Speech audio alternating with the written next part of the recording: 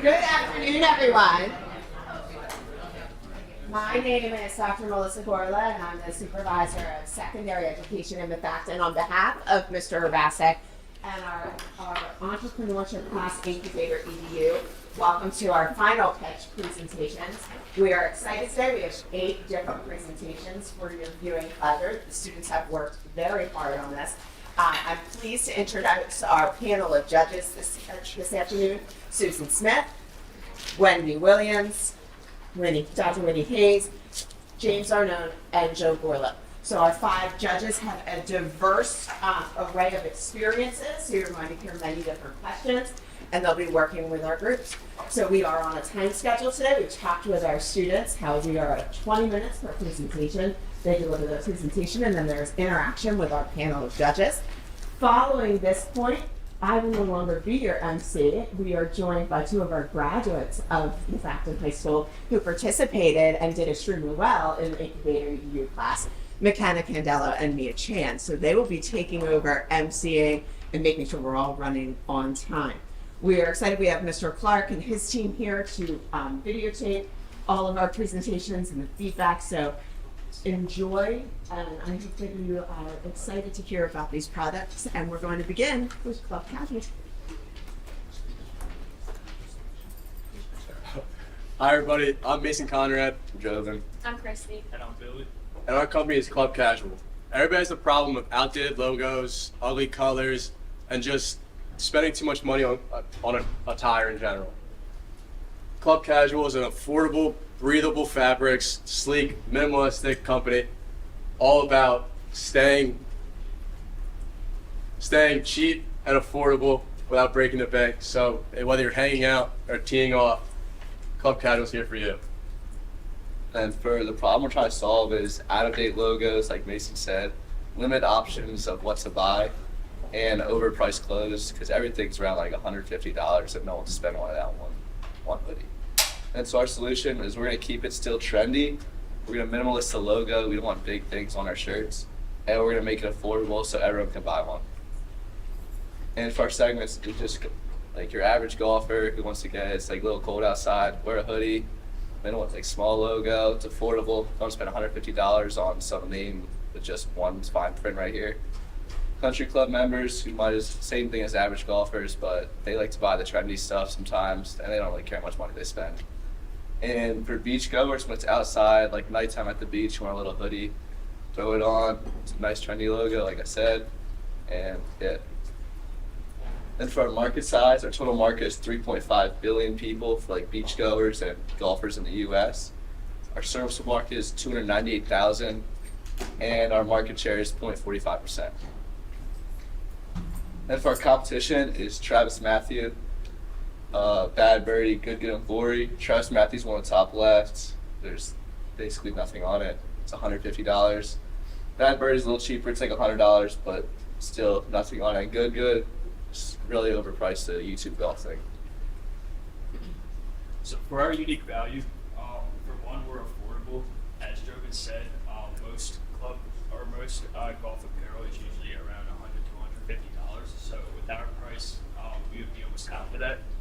We're also lightweight. We're made out of 100% polyester, which will provide breathable material while also feeling comfortable on your skin.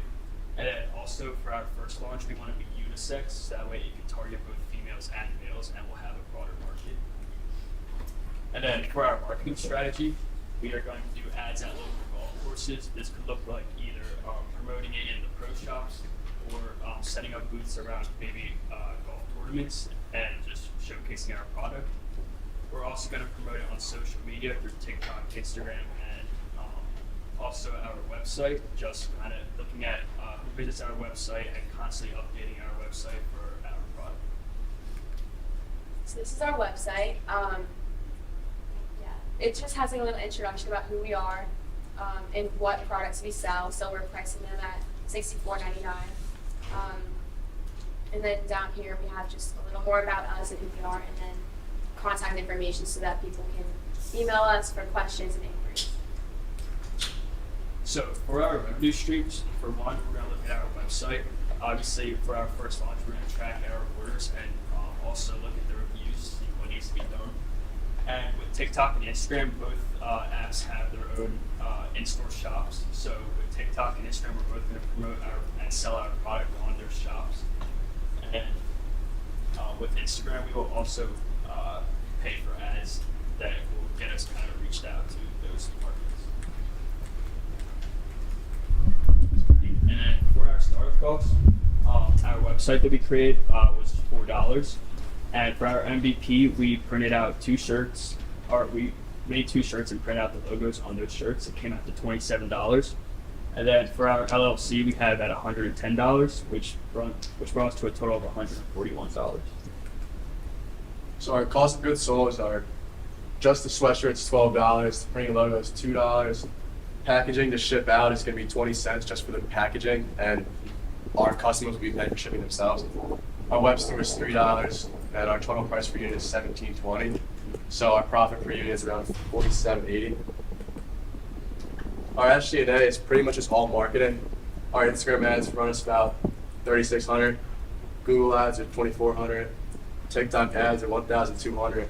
And mass emailing is $240 for a total of $7,440. And that's all just a year. So our gross profit is projected to be around $24,000 for year 1, $61,000 for year 2, and $145,000 for year 3 after our marketing kind of picks up.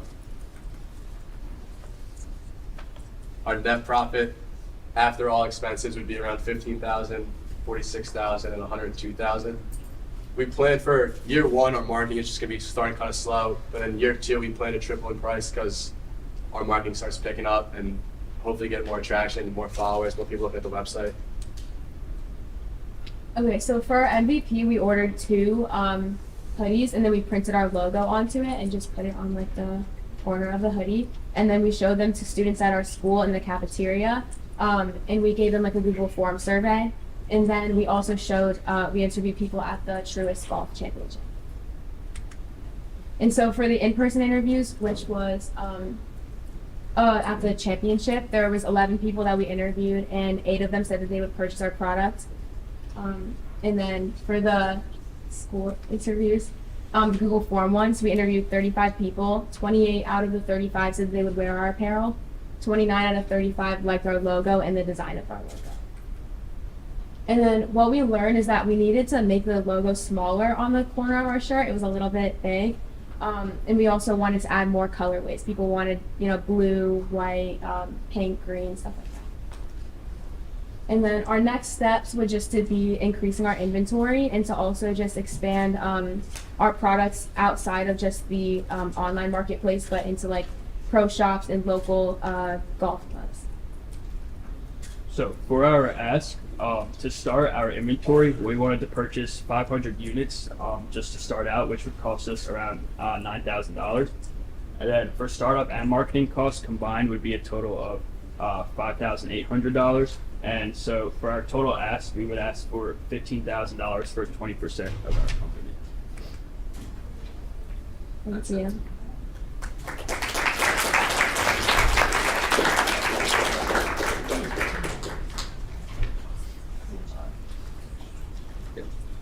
Thank you very much. That was really interesting. Let me start out and just get some numbers clarified. So in year 1, how many units are you expecting to sell? I couldn't do the math quick enough. I think it was about 290-ish, around that ballpark, I think. Okay. And the second question, you've mentioned that your audience, your potential clients, are going to be golfers and beach growers. Yeah. Did you have any, have you done any research looking at age groups? And have you validated within age groups your plan to have it be unisex? So we haven't really validated it entirely. We're mainly thinking teenagers to young adults for our age group because I feel like a lot of like older people have what they want to wear. They're not like shopping as much as teenagers and younger adults are. So that was more of our age group target. Thank you. Okay, golfers. The plan is for them to be golfers, yeah. Okay. I have a quick question. You said the logo wasn't going to be large, and then it looked large. So you mentioned that needs to be smaller. What's it say underneath it? Throwing darts and breaking hearts. That's like the slogan. Growing darts? Throwing darts. Throwing darts. and And- breaking hearts. Growing darts and breaking hearts. Okay. Okay, not sure the connection there, but, and then on top, what's the picture? It was shouldn't be like What a is that? dart with the heart. It's- I see, okay, yeah. Okay. And my other question was, have you thought about, sending salespeople into pro shops and having them carry their inventory? That's currently where our prototypes are. So Okay. I work at White Marsh Country Club, and we had the spring derby this weekend, and I brought him in there, just showed him around to people. And I don't know if I'm not technically allowed to sell them yet in there, but that is my plan for further. I was going to ask that question. I love that you went to do some field marketing and get some opinions on things. My 2 cents on the logos also, I think there's too much, personally speaking. I was going to ask you about the pro shops because pro shop makes a significant amount of money on the back end. If you're working at a public course, it's still the same situation.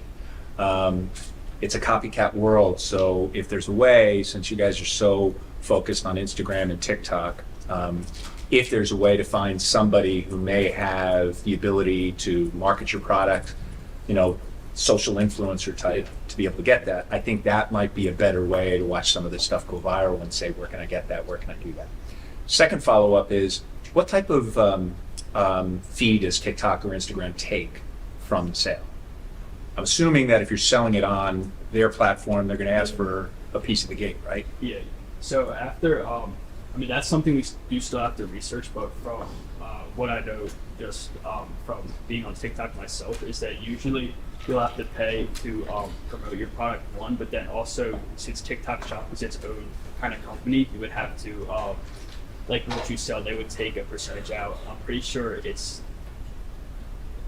I'm not sure the exact percentage, but I know it's maybe around like in that 10 to 20s range around there. And then with Instagram, I looked on their website, they didn't have like an exact percentage as well, but they also they take out for both promoting and selling your product as well on Instagram. So it would be kind of taking out for both advertisements and our actual product when people buy it through those websites. And piggybacking on that question, looking at the financials in the out years. So as you're scaling, so the first year, say we estimate like 290 units. As we scale to like 3x, and you guys are 4 people working on these units, how will you be able to scale like the labor with those units and factoring in labor costs as you go through? So our entire, we have our website, but we have a web store on that, so everything's forwarded there. So we don't really touch the product at all. Every time an order comes in, it gets made and gets shipped out without us even being involved in it. And then Who ships it out? Right now it's through Shirt and Ink. It's your, Shirt and Ink. is that a fulfillment house? It's a local. It's like a local. Yeah. that, Makes, yeah. No, that's good, but that might still be an extra COGS Yeah. amount based on like their labor to get it out the Yeah. door, but probably cheaper than doing it yourselves Yeah. or hiring more So individuals. I think our prices originally would be 13, but with their web store it just marks it up to, I think it was like 15, 20 or something like that. So they just mark that up for us, part of our costs. so it looks like right now your focus has been more on golfers versus beachgoers. Yeah. And I know most courses, especially private, but I think public too, have dress codes. What kind of shirt have to be tucked in, things like that. That was one of the things I looked at. I forget what year it was. I think it was 2021. There was a whole controversy over this because I don't know if you know who Rory McIlroy wore that. Yes. And PGA got it approved, so that is technically approved for PGA, and I'm pretty sure most golf courses now. Okay. No, hoodies it's kind of the trendy thing now.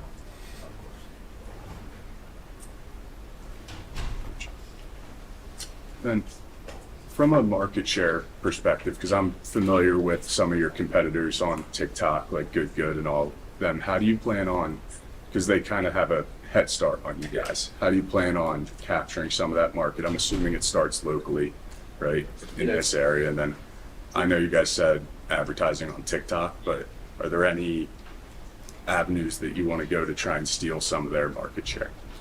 So definitely, I mean, just as to start, we do have like local country clubs that go with Mason and Joe to work out. So I think it would be great to just start there, and then obviously in country clubs and golf courses, it's easy to gain relationships and kind of network. So through that, we can probably start branching off and then build a name for ourselves through TikTok and Instagram that way, and then kind of just slowly build up ourselves in order to promote our product. Thank you, Club Casual. Next up, we have Stay Stocked. This is Jillian, I'm Evan, and this is Nick. We're Stay Stocked. So time after time, I've gone to Airbnbs for baseball, for vacation, for various reasons. And every time I go, they don't have the basic things that I need there. They don't have ketchup, they don't have salt, pepper, olive oil. I can't cook, I can't clean. I need to get dish pots to clean my clothes, all of this stuff, and it really hurts my vacation. Even baseball games could make me late for baseball games and impact my performance. So it's something that's really affected me.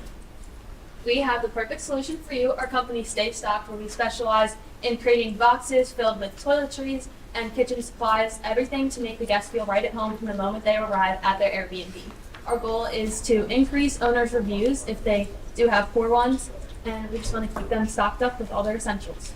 Our box is easily accessible as we deliver it to your door, and we don't do delivery fees. We take care of those for you, and it's very convenient for the owner and the renter, which saves time for both people. We're keeping the owners stocked and the renters on the go. So the problem that we found was, like mentioned, that Airbnbs don't supply a lot of the essentials that you may need, and a lot of those are the lower rated Airbnbs. So we want to try to help increase the owners' reviews who do have the low ones, and a lot of the reason why they have low reviews is because they don't provide anything. So this will also help with saving either the owner's time or the renter's time. By the owners, and maybe they live in a different state and than their Airbnb, and they're not able to easily get the essentials there. Or also for the renters, if they get to the Airbnb and don't have all their essentials, they may need to go out shopping and take time from their vacation.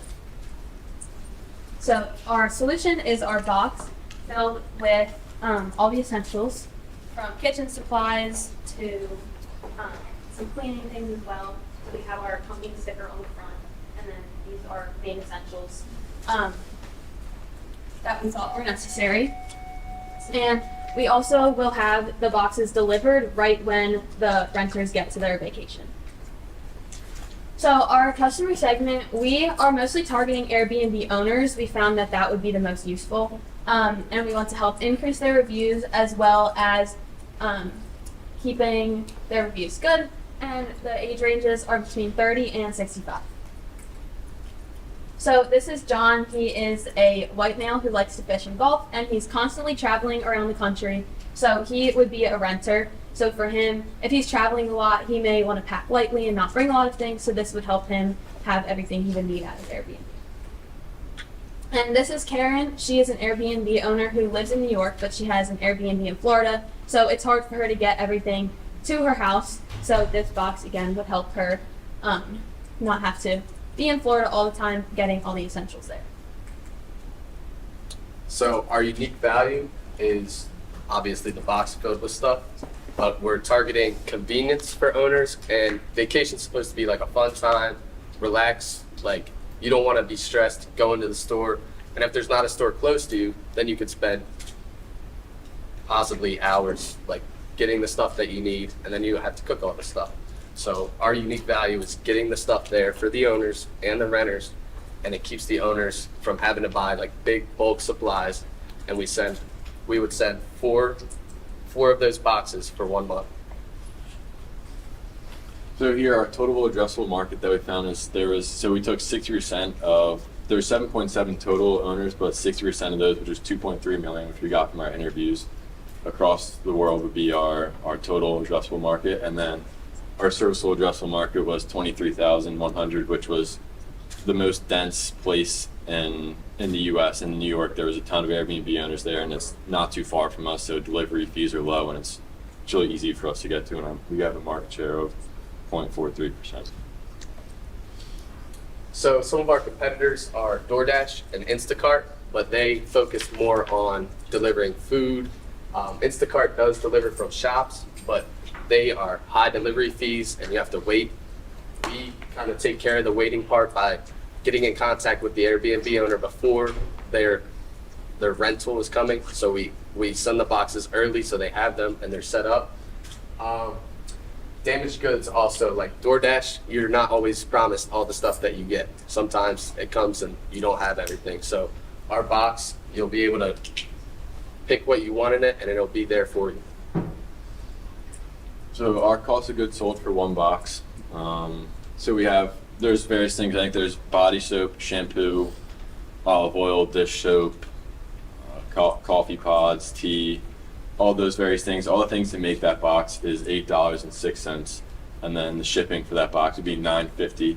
So since we do subscription based, 1 month, 3 month, 6 month, and 12 month, our 4 boxes plus shipping would be $41.74.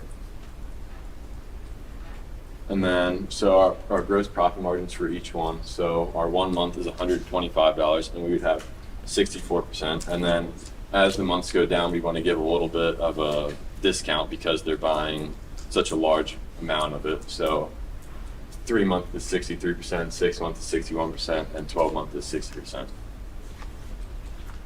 And then our first year, so year 1 revenue, we'll have 43,000 with almost 1,400 units. And then from year 1 to year 2, we have a 250% growth on 115,000 with almost 3,700 units sold. And then year 3, we have 225,000 with an 87% growth and almost 7,200 units sold. So since our last meeting, we reached out to Airbnb owners, renters, marketing agencies, and just rental property owners. And the feedback we got was it would all be helpful. They said they like what's in the box, but they also gave us more things to add. But the biggest thing was they said different size boxes, because obviously that little box isn't going to fit every house. So with our next steps, we're going to be looking into getting bigger boxes and smaller boxes depending on what the stay is.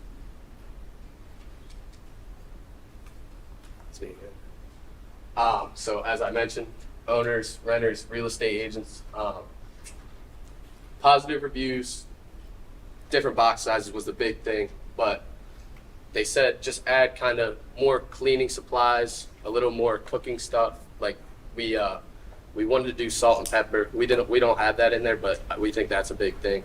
So they also mentioned partnering with local businesses in the area to kind of give either a discount or hey, this place is here, just kind of getting to know the town. So our capital ask would be $10,000 for 15% of our company's stay stock.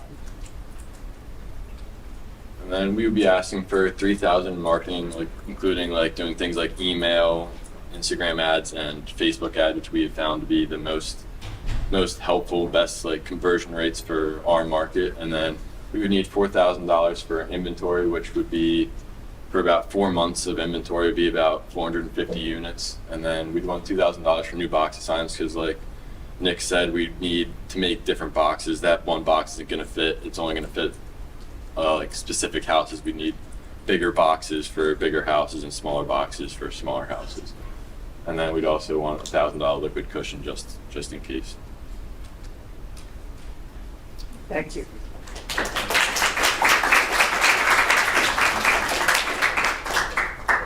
You really responded to questions we asked last time. Excellent. They were on my list. One possibility, because you're right, the size of the house varies. That means the number of people staying there varies, and so does the length of time. Have you given any thought to having the package based on the number of bedrooms, which dictates the number of people, and then make it for a week?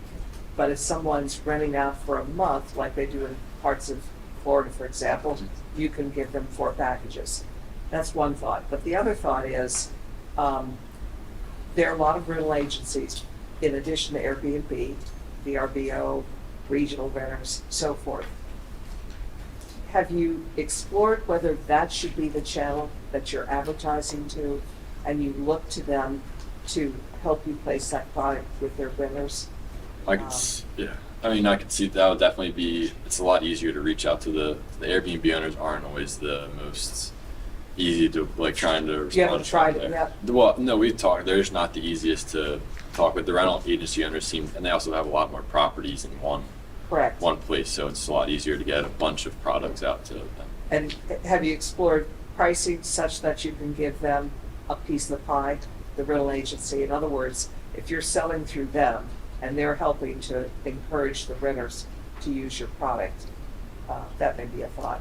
Yeah. One other thing, who are you shipping it to? Oftentimes, the owner is not where the rental property is there at all. Are you shipping it to the property manager? Are you shipping it to a rental agent? How are you shipping it? Yeah, and I guess in the case, if we're doing to the rental agencies, like you said, I think we would probably give it to the property manager, since the owners are obviously have the managers are responsible for all of those houses. Okay. And last but not least is to follow through on, you've got different size boxes for different properties. Is there any way you can customize that a bit more by having a checklist of what people want in their box? Okay, coffee drinkers, decaf drinkers, all customized. Yeah. Have a platform where they could go on ahead of time and customize what they want. You have a list that they could shop from. Yeah. Yeah, we definitely thought about that. I think just in the beginning, at least, since we were just starting out, it's easiest just to have the set products. But we did think about doing customizable boxes along the way. Yeah, I was going to bring up the customizer. You answered some of those questions as well. The other thing I was going to make a suggestion is that, and maybe I'm different than other people with this, I've got laundry detergent right next to food items in the same box. I think you got to figure out a way to be able to separate the chemical-based stuff versus things that people are going to consume. That's some issue. Yeah.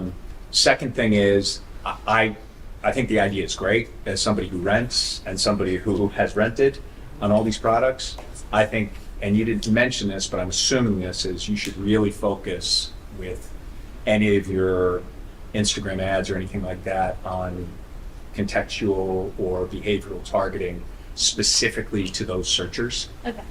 To make sure that you're going to people who are at the purchase funnel who are going to say, I'm ready to buy. Those are the individuals to do those. So I think Winnie covered a lot of the other things, and you handled a lot from my perspective as well. Thank you. A few items from me is great job getting feedback from potential suitors to your market. One thing with their feedback, the different shipping boxes with each size box, doing some research on the cost variances of as you go up in price, as you go up in weight, what's the cost per that, and then as you scale, like more units that you push through, that cost could get really heavy as you increase. So keeping a balance there. And then a question on inventory. Where are we storing the inventory? Are you guys personally housing it and then putting it in the box? Because then as you scale, factoring in maybe like a warehouse area that you would need to pay rent for. Yeah, I think definitely in the beginning, like so far, we just have been housing everything ourselves. But yeah, I think if it got big enough, we would have to do it. What do you mean by partnering with local businesses? So, like some of the owners I had talked with had said like for example, like there was someone in Wildwood who I had talked to who had like there's a bunch of like it's kind of a cool town there, and there's like maybe you could put like some businesses to have like a discount in there, or like partner with that In your business. box, the Yeah. discount for local business. Yeah, like partner with them so it would help the local businesses get the renters to go out to the the businesses. Yeah, that's a whole nother sales efforts on your part to go out and get those, and then you're not getting paid, I don't think, for that. Might. So you might consider how you could monetize it. And also, you had a cost for marketing up there. I think it was $3,000 or something. What was included in the marketing cost? It would be like email, Instagram ads, and Facebook ads. Okay, so the emails are going to whom? It would be like we'll do like an email campaign. We'll get an email list of like he was saying. There's like owners who are specifically maybe they're people who have low reviews or people who seem like they would buy it. Be our email list. Yeah, it's just very difficult to get through, I think, by email to somebody. And I'm not suggesting that Facebook and TikTok or Instagram would be any easier. It seems like in the very beginning, perhaps your best bet might be to personally call those rental agencies that have, numerous places and start with that. And that doesn't cost you anything except your time. And yet you can get through to them fairly easily by picking up the phone, and hopefully they pick up the phone. But I must get, I don't know, everybody here probably gets 10, 20 soliciting emails a day, and just don't even read them anymore.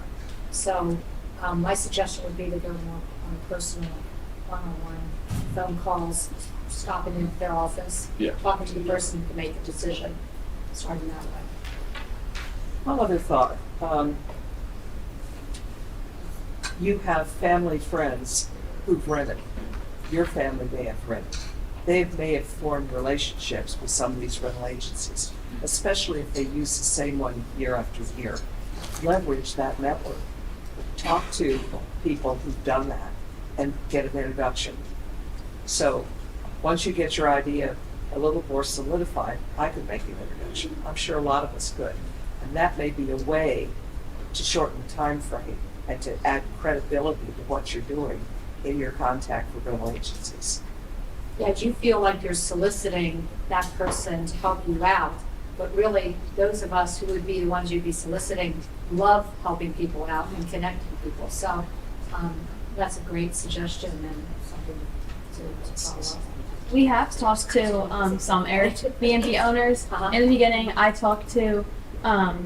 I reached out to a few on the Airbnb website, and I've also talked to some in person as well. And we got a lot of good feedback from them. Yeah, their phone numbers are usually their phone numbers are on the listing, aren't they? They weren't. We tried to get, that was why it was hard for us to get some of the data, because you can't share your personal information on the Airbnb messages. So I did talk to some of them on the website, but you can't message them a lot about personal things. So that was a little bit tricky, but we did talk to a lot of Airbnb owners. I'll go back to what Susan said. I think that the value proposition is finding the realtors, because a lot of these realtors, local regional realtors, use VRBO or We Need a Vacation or Home Away just as a portal to market and get people to search and find that. If you're working with that individual retailer that making stuff is in Wildwood, and they have 250 properties or something like that, if you can get to them, it's a lot easier to work with somebody like that as opposed to doing all this piecemeal. Better to catch the whale than a lot of little minnows. And you do a really good job of presenting the problem Yeah, and the solution. it is absolutely a problem. Yeah, you present the pain and then the pain. It is a problem. As an owner of a rental property, it's a pain. Very good. Thank you. Thanks for the wonderful presentation. Stay stocked. Yes. Up next, we have Nature's Nails. Hi, my name is Sol and these are my partners, Ellis and Drew. Are you tired of weak, brittle nails due to the bad habit of nail biting? Well, we are. For the past 17 years of our lives, we had to deal with the embarrassment of biting our nails. I can't remember the last time that I had long, strong, healthy nails. But I'm not alone. According to UCLA Health, 30% of people in the world deal with this issue. Our competitors have tried to solve this problem with nail oils that aren't strong enough and polishes that just don't dry fast enough. But look no further. Nature's Nails is here to rescue your nails. Infused with biotin, it nourishes and strengthens your nails from the inside out, while promoting faster growth and a healthier appearance. Not only this, but our all-natural formula absorbs very quickly, leaving no greasy residue, just protected nails. Now let's remember, a couple drops a day keeps the biting away.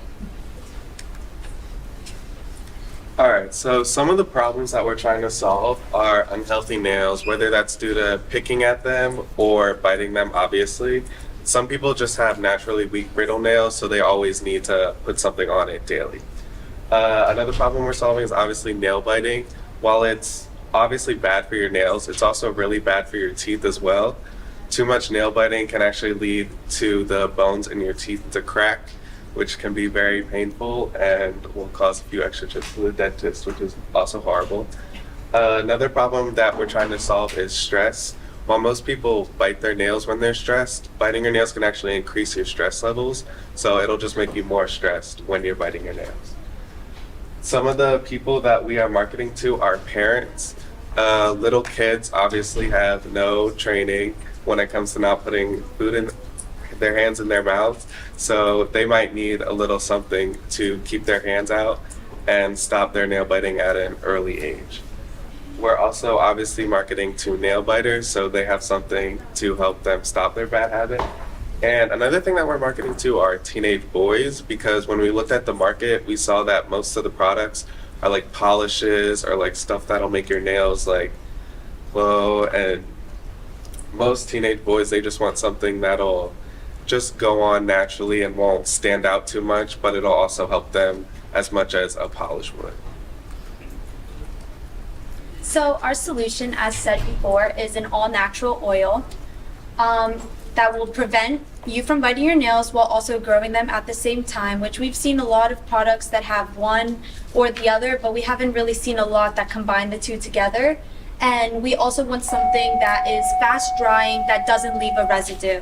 A lot of nail polishes, you have to wait and sit for it to dry so you don't touch anything, or oils that they leave something on your hand so you touch your shirt and then you have an oil smudge. We're trying to fix that issue. So for our market share, we basically took the total addressable market. What we did is we took the U.S. population, which is 330 million, and we took roughly 30% of that. We gave us a little bit of leeway, which is why it's more than that, because we found that 30% of the United States citizens bite their nails. And then for our serviceable addressable market, we cut that down to people in the Montgomery and Bucks County who also bite their nails, and then we're hoping to capture roughly 8% of that market.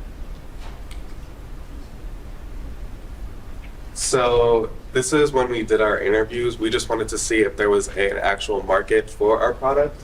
We each did about 20 interviews, the majority of teens around the school, which was perfect because we were marketing to teen boys as well.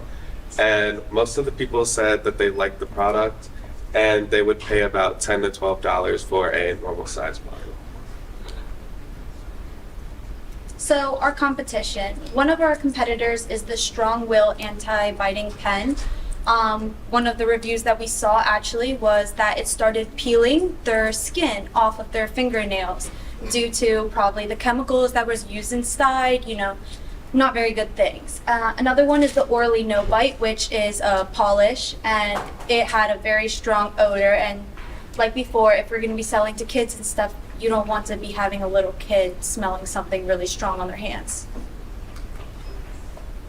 So what makes our product unique is it's fast drying. As soon as you put it on, you'll just have to smudge it a little bit and it'll dry, so you don't have to wait a long time. It's also dual action because the ingredients will help grow your nails, but it also has a bad taste, so it'll stop you from biting your nails as well, so you'll get double the nail growth. And it's all natural. This was very important for us, especially for parents, because most parents don't want their kids, putting chemicals on their hands and biting them all the time. So having it all natural will be a big pro for our customers.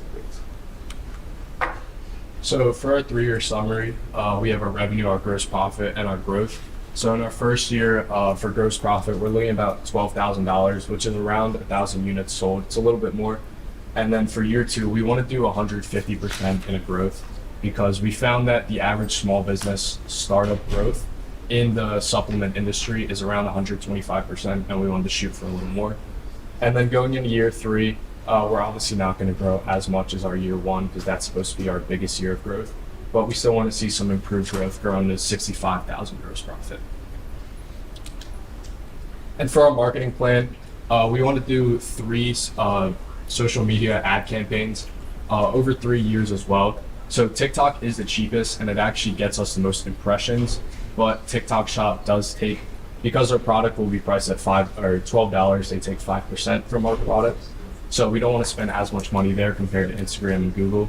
And Google ads, we get the most impressions, but our conversion rate on that is not that great. So we want to spend around $5,000 in our first year because we really want to push our product out there.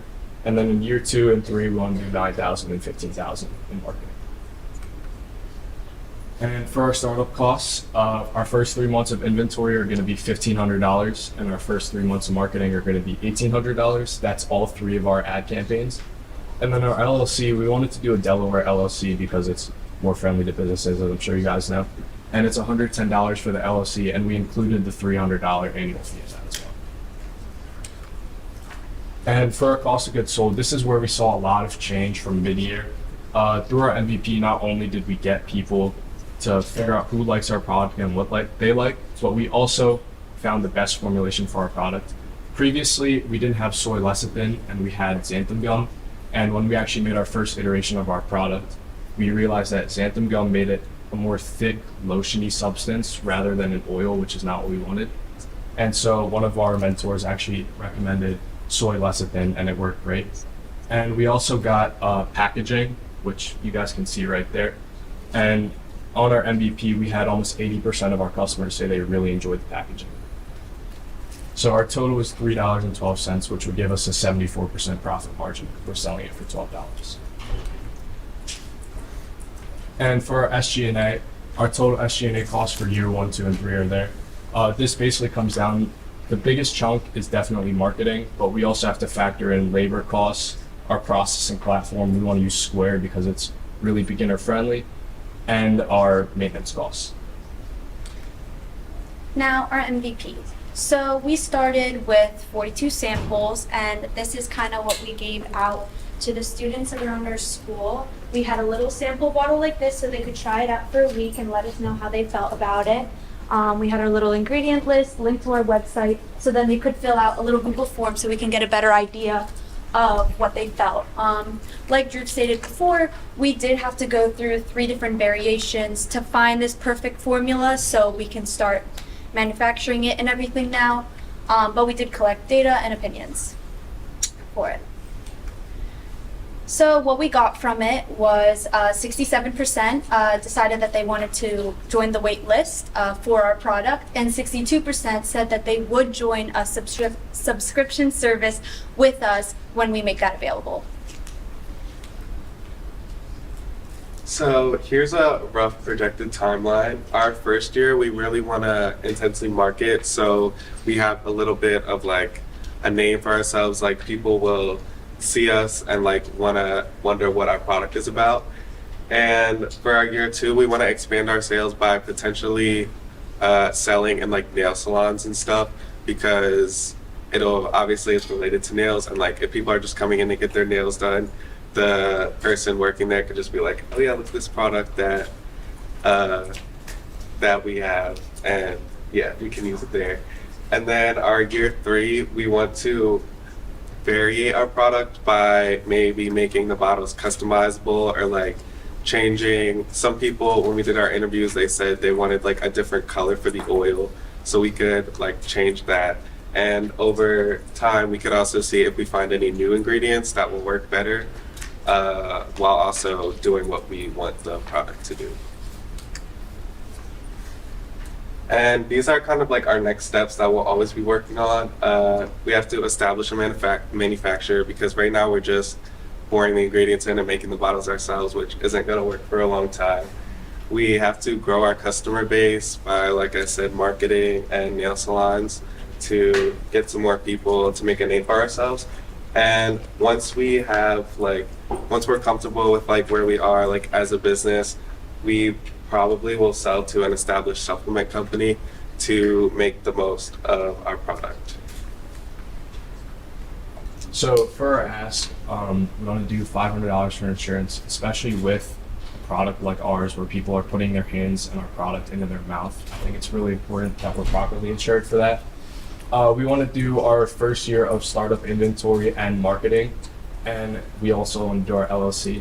And then for our liquidity cushion, the reason our liquidity cushion is much higher than most other groups is because we want to find that manufacturer, and it's going to cost some money to work with them, find different variations of our product, and also with everything that's happening with overseas prices, our prices are definitely going to fluctuate over time. So having some extra cash is nice. So we're asking in total for 15% equity for $20,000.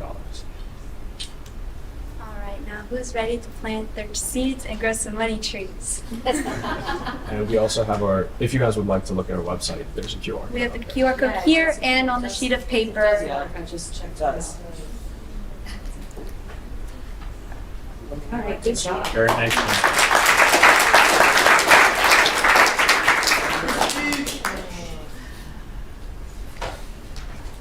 Can I ask a little question, then I'll be quiet this time. Can you put colored nail polish on this after you've applied this and it's dried? Yeah, she actually did test it at home. Yeah. So And you can also, if you have like fake nails and stuff like that, there are a lot of girls who had already nails on when they tried this, and they said that it did not affect the nail like coming off or becoming loose on the edges. So Okay, thank you. yeah, I think it smells, it has a nice scent. that's yeah. The rosemary. So it's a really unique product. Yes. And so you don't have to answer. Was it the three of you had this issue or family members, or how did you come up with this idea? Well, I had the issue when I was a kid, and my mom would like tell me to sit. She actually told me yesterday because I was biting my nails watching the basketball game last night. But she told me to like sit on my hands so I wouldn't bite my nails, but it never worked. And when we were looking at this product at the start, we realized that pretty much everything on the market is either like a brush or a polish.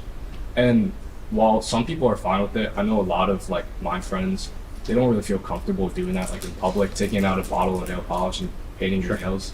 So this is kind of like how we came up with that idea of the field. And how long will, I'm assuming this is the size that you would be. Yeah, so- how long will this last, assuming it's application on a daily? That was the sample size. We're Oh, okay. hoping to look for a bit of a bigger bottle. We found out that there are 45 drops in that small bottle, and one drop will coat your entire hand. So it kind of depends on the person, on like how many times they need to put it throughout the day, because if they wash their hands, if they're busy with something else, touching other things. But we're looking to see if we can talk with some other people and get like an idea of how many drops people do end up using per day, so we can find that perfect bottle size. So it's not, going for too long. It's kind of in the right place. And our main goal is to try and figure out exactly how much would be for the average person for a month, because we had 60% of people we interviewed who said they would actually join a monthly subscription service to get it sent to them every month. For me, you cleared a lot of the bases there. Similar to all the other presentations, great research, getting actual people's insights into this product. Also, the price they're willing to pay, that's huge. Really helps your financial picture. The Delaware LLC was a nice touch. Definitely some benefits there from a similar class I was in like this. My one question, as this goes on your fingernails, you may have been asked this last time, but is there any FDA requirements that we might need? Because that might be part of your startup funding. Yeah, so we were asked about that last time, and one of our mentors actually up there, he told us that the best route to go is actually to market our product as a supplement. And it does qualify as a supplement because it's something that is promoted to help your health, and it also contains a vitamin. And while the FDA does regulate supplements, they don't regulate the safety or the effectiveness of it. They just regulate that your ingredients label and your manufacturing process is clean and safe. So it's very loose on supplements, which is why we want to target that supplement industry. How does your natural oil not have sponge risk? said you don't want to put oil on it because it's going to smudge. We will have, this is one of the first comments, is it's a natural oil. Well, whenever we use it, you put it on, you wait 10, 20 seconds, and it completely dries. There is no like leftover residue for anyone. It hasn't been any complaints from our MVP from anyone saying that it's smudged on people. We used it ourselves to even test it out as well, and it worked out pretty great. The oil itself definitely could smudge, but the fact that it dries so fast compared to like a polish is kind of like I said, it's a reduced risk.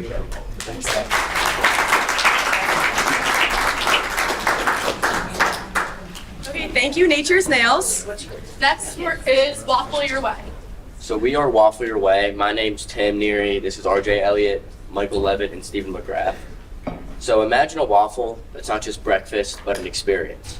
Here at Waffle Your Way, we are going with the original sourdough waffle recipe that has been family nurtured for years. We're putting a customizable twist on it to help you find that sweet, savory bite or something right in between. So I'm gonna ask you, do you want to come waffle your way? The way this idea started was, like I'm sure many of you here can sympathize with. My friend here, Michael, his mom, she had an idea. She wanted to create a business, as everyone kind of has the one. She had an idea, and she started thinking about waffles. Except, as an immigrant mother, she had to put her idea on the hold. She had to put it on the back burner to help nurture a family, and she did a good job. I mean, look at Michael here. So while that was there, she was just focusing on her motherly role. And now, with the opportunity again, Michael, being in an entrepreneurship class, he figured, why not bring this idea up to her? And that's how this idea started. Yeah. Our problem is the lack of quality waffles. Many people may want like a delicious, savory waffle, but often have to settle for the frozen brands in stores or the subpar versions at their local diner. Our solution would be a sourdough waffle stand with like 1 to 2 tables and waffle makers. We'd have a canopy overhead to keep it cool. We would like to have a cooler to keep the toppings like fruit, chocolate syrup, whipped cream all cold and cool instead of sitting out in the sun. We would like to have a power source like generator or something else to power the waffle makers to make them fresh on site. And once we have enough money, we would like to eventually reach a food truck, which that picture, it is AI generated. It's just kind of like an overview of what we would like it to look like and the color scheme. For our competitors, we have Waffle Cabin, Waffle House, and Snack Stands. Waffle Cabin, what they do is they're around here, like locally, kind of in the area, and they'll just be at the bottom of the ski slopes. So after a long day of like skiing or snowboarding, burning a ton of calories and getting really hungry, people will come down to Waffle Cabin and enjoy a hot, fresh waffle from them. Next is Waffle House. Waffle House is just so big in the waffle industry, which I'm sure you've all heard of them, that we just almost have to consider them a competitor. And lastly is Snack Stands. We'll be attending like the same events such as like track meets, football games, and baseball games. And what we'll be trying to do is directly take away customers that would normally go to these snack stands to come to us and enjoy better, more filling meals. Why you should choose us? Our waffles would be made fresh on site for athletes at these sporting events so they can eat in between their games. They'd be customizable, so if you want fruit, you can have it. If you're allergic to something, we would cater to your needs. And then they are sourdough, which does promote overall gut health by feeding the beneficial bacteria in your gut and also improves digestion. And sourdough is also, most waffles are made, or all food is made with preservatives, and our sourdough waffles would not be, so it is healthier. So our customer segments, as we've been talking about this whole time, are student athletes. We really want to target those like large gatherings like wrestling meets, track meets, baseball games, lacrosse games. So we can like access the parents and the families, but along with getting like the athletes when they're coming off the field and they're super hungry, they can get a meal like right there. And then busy parents for people who have like, I know my mom, my older brother played baseball and I also played baseball. Our old travel schedules could get pretty like hectic. So like I would have a game in the morning and my brother would have one in the afternoon and my mom wouldn't really have time to get like a meal for us. So there could be like someone like right there on site. It would be very helpful for her. So that would be us. And then events / gatherings, like eventually once we gain enough revenue, we would like to do catering, like be called to events like Kona ice trucks, like those, we would drive there for them. For our market share, we took the Montgomery County population for our total addressable market, and then to narrow it down to the serviceable market, we took the number of athletes, either student athletes through school or through public sporting events. We took that number, so we got 22,000, and for our market share, we want 0.99%. For our market testing, we were able to gather 58 interviews by allowing high school students to try small portions of our sourdough waffles, and we would make them like fill out like a Google form so that we could get some useful data for our waffle company. Some useful data would be that the majority of the students said they would pay $8 for a base waffle, and they said that they would pay extra for toppings on top of that. And as you can see on this chart, we asked students to rate our waffles from a scale of 1 to 5, 1 being the worst, 5 being the best, and most students said either a 4 or 5. So our COGS, our unit cost is $276, which is just for the base waffle. That doesn't include any toppings such as fruit or syrup or things like that. It does include a plate and a fork, a paper plate and fork. And then we'd be selling it for $8, and we got that price off of our MVP, finding out like the highest we can possibly go. And that gives us a profit margin of 65%. For our SG&A, our admin fees stay the same throughout year 1, 2, and 3. And for year 1, our marketing would like to start with $2,400, and double that for the next year, and then even the following year, because we like believe marketing and reaching like the maximum amount of customers as possible is really important for this company. Maintenance starts out cheap at only $200 because we only have a couple waffle makers, a couple tables to like create our stands. And then as we grow, we'll have even more appliances to take care of, and that same reason that increases for year 3 to $1,200. Our salaries, year 1, we'd pay ourselves nothing so that we can invest everything back into the business to allow it to grow as much as possible.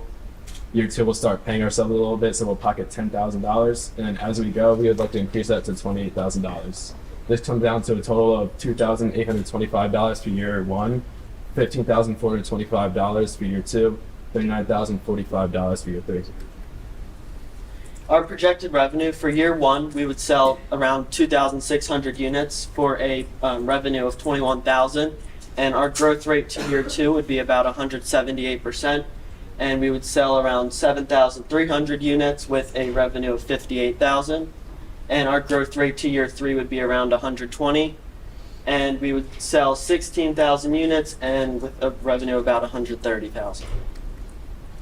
When it came time to test our MVP, we decided to go through the school. We decided that would be the most effective route, and it was. It was also the easiest. We were the first people to actually try to do something like this in school, so we ran into some problems. Like there was a contract with Aramark for the school lunch. We had to figure out how to get around that, so we set up our stand right there. It was right outside of the cafeteria. You might be able to see in the top picture. We had 2 Waffle Wednesdays. We advertised this over the school announcements, and we had flyers up all over the walls. So we had 2 Waffle Wednesdays hosted where we were giving out free samples. We cut the waffle maker. It creates 4 quarters. We cut them into quarters and then let people try. We had different toppings for the first and second Waffle Wednesday. And then we tried to get people to scan our QR code and fill out the Google form to give us some feedback about the waffles. We gave out 100 quarter waffles. The first struggle, it was just because students love free food. All right, that's no secret. So it was hard to keep organization, especially we're students ourselves. So people look at us as peers instead of like workers or whatever you might imagine. So that was one of our struggles. For the second Waffle Wednesday, we decided to try to make it more organized. I was helping direct the line and have people fill out their name. We had some other roles, like Mike was doing the waffles, Tim was with the plates, you were doing the QR code. He was making sure people fill out the QR code. So we just needed to make it organized like a well-oiled machine, and that helped it a lot better. Yeah. So our MVP results, on Instagram we have 110 followers and we have 300 accounts reached. And then this pie chart saying 100% is from our MVP. We have a 100% would buy rate, so nobody out of 58 people said they wouldn't buy our waffles after they had them. For our exit strategy, we would like to continue to grow, reach as many customers as possible, really like bringing up our like business value. And we'd like to eventually sell like either that'd be like a food truck company or our waffle recipe to a larger food company. For our ask, we would like $6,000 for 20% equity. To break that down, for inventory, just $662. For our trademark, $350. For the liquidity cushion, just in case, you know, an event gets rained out or something, $1,000. For our insurance, we looked up how much average food truck insurance was per year, and that was the cost. And then LLC, we just wanted the LLC to protect ourselves. And then for advertisement, just to get our name out there because, yeah, we need to advertise. Thank you. Excellent.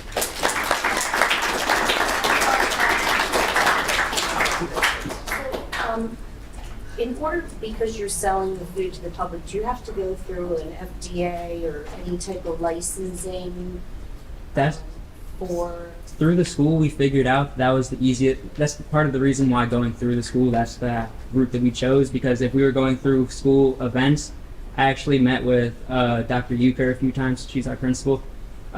If we go through school events, as long as they are home, like if in fact as a home baseball game or a home track meet, we'd be able to go there and we wouldn't need any FDA or any licensing or whatever.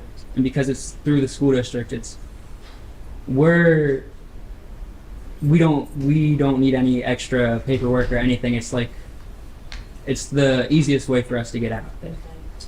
And then your topping, I'm just curious, like the toppings, with your fruits, like some of the fruits, so do you go with the basic or do you go the organic route because you're doing the sourdough, healthy, that type of thing? And would you be able to get more than $8 for the waffle? So that if you go that. That was part of our MVP testing too.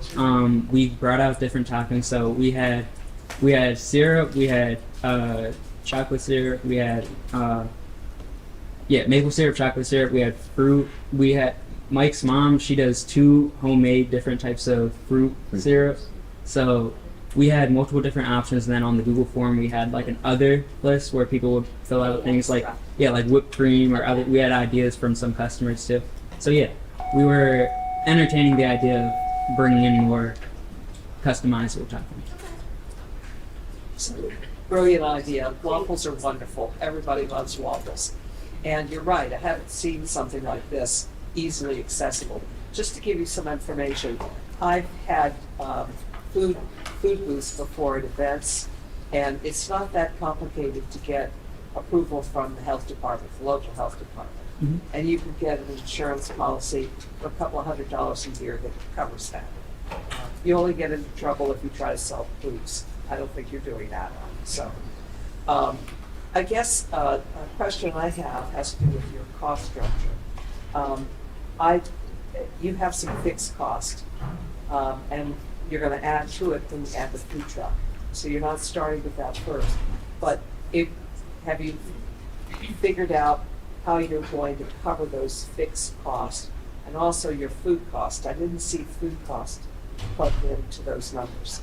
They may be there, I just didn't see it. It was just before the SGA. Well, I saw the food cost like $8, but that's what so much more paid. But when you look back, you'd have to go back to the wherever you did that chart. I didn't see cost. I see marketing. Go back to the one. I see admin. 276. No, here, admin fees, marketing, maintenance, salaries, total. There was another slide, yes. Cost of goods sold was just There, 276. Okay, and where does that plug into the next slide? Our ask, that's going to be in our inventory. We're going to use our inventory. We're not going to be buying, you can't just buy waffles. We're going to be buying all our ingredients to make our waffles. So our inventory cost is also known as our food cost. Yeah. Okay, all right. But remember your fixed costs, things like your waffle makers, your food truck, those kind of things, just to factor that in, how long and at what volume will you cover that cost? Just a thought. I think the concept is cool. It's definitely unique. And I don't know that the link has waffles to buy at this point. So just so that I understand, from a setup and a distribution standpoint, labor, having people there to be able to fill the need is going to be an issue. So like you said, you're going to go to, if you're going inside to a wrestling match where you don't have to worry about weather issues, but if you're going to a football game or lacrosse or baseball, it could be a washout. You could lose that opportunity in some of those cases. Right now, is it just your group, or do you see expansion in terms of labor to do these types of things, to try and figure out how you can scale this? And the other thing, which I don't know if you've thought about, is, again, really unique. Over the years, I've gone to a lot of high school and tournament events, things like that. I've never seen anything like this. There may be a franchise opportunity with other school districts where you could set this up, give them the recipes, do those types of things, and get a percentage of the revenue as this grows, whether it's to this district or that district. Yeah, for now it is just us, but we are open to the idea of expanding. I mean, I've met new teachers this is my 4th year here, and I've never met some of these teachers, but they heard about the sourdough idea and they talked to us. So people are interested in the ideas, and yeah, we are open to expanding. I'm a senior, but these 3 are juniors, so they could do it next year too, no problem. Really creative. No, just awesome. I've never seen it before. One thing I would say is just like with the fresh fruit, just making sure it's fresh. That'll be trial and error, kind of making sure you have that inventory like replacement and roll through. Just make sure like fruit doesn't go bad. We don't waste money on buying fruit that ends up expiring. But then this is more of just a comment, and you'll figure out if are you going to college next year? I have a trade school that offered me a scholarship, so I'm going there. Even there, morning classes, kids walking to and from class. Yeah. You set up a food shop right there. I was entertaining the idea of the trade schools. It's called Williamson, so I was thinking about waffles for Williamson or something. Yeah. But that's just an idea. No, we used to, when I was in college a couple of years ago, we had a food truck. It wasn't there every day. It was like a few days a week, just parked out right in front of the library. It was always packed.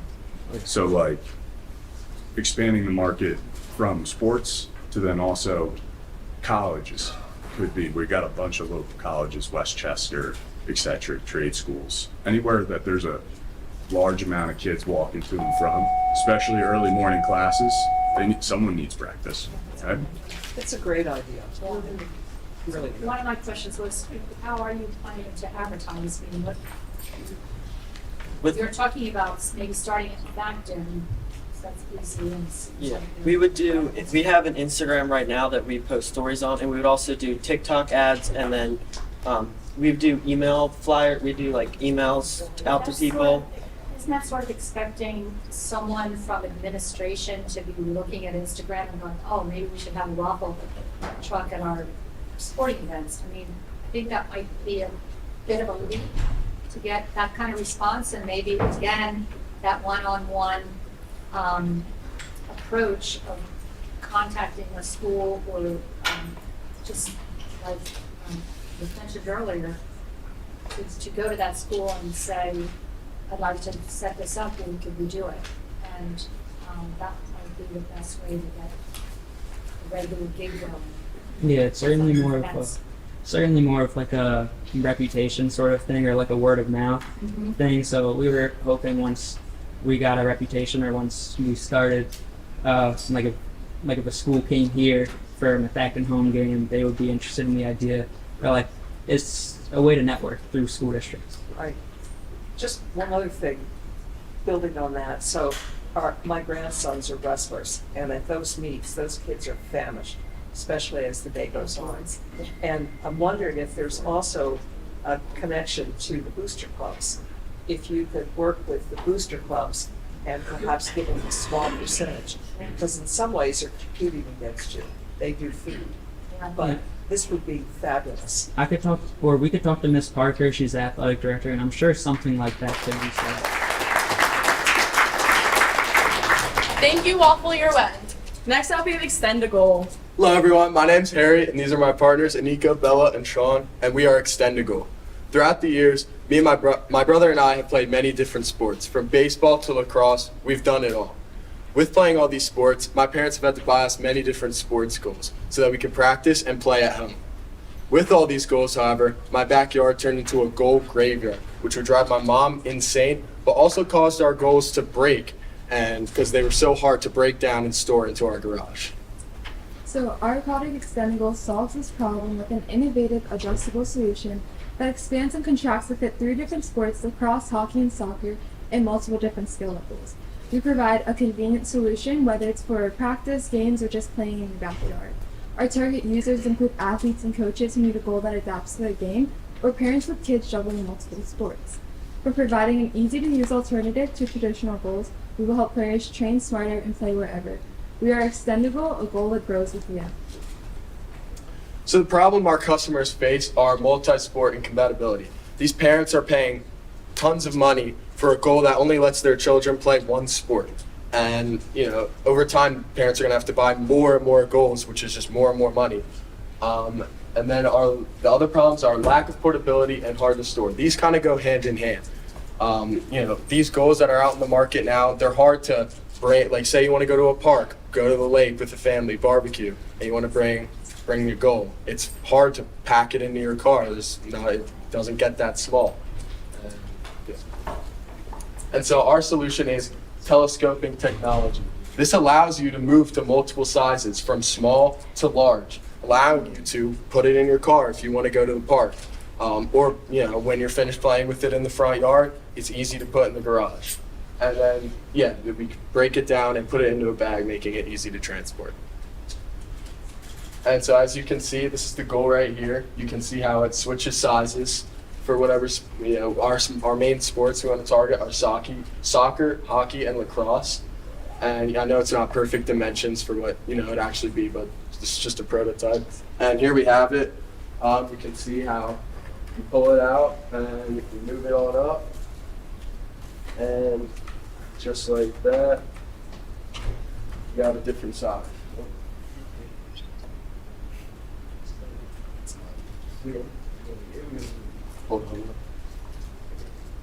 And just like that, and you can pull it out, making the goal bigger. And that's how it works. Let's go. Let's see.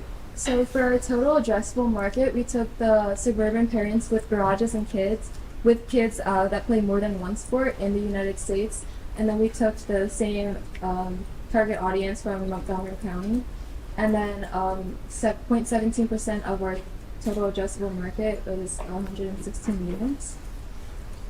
This is our customer segment. This is Amy. She's a single mom of 2 young kids who love to play sports.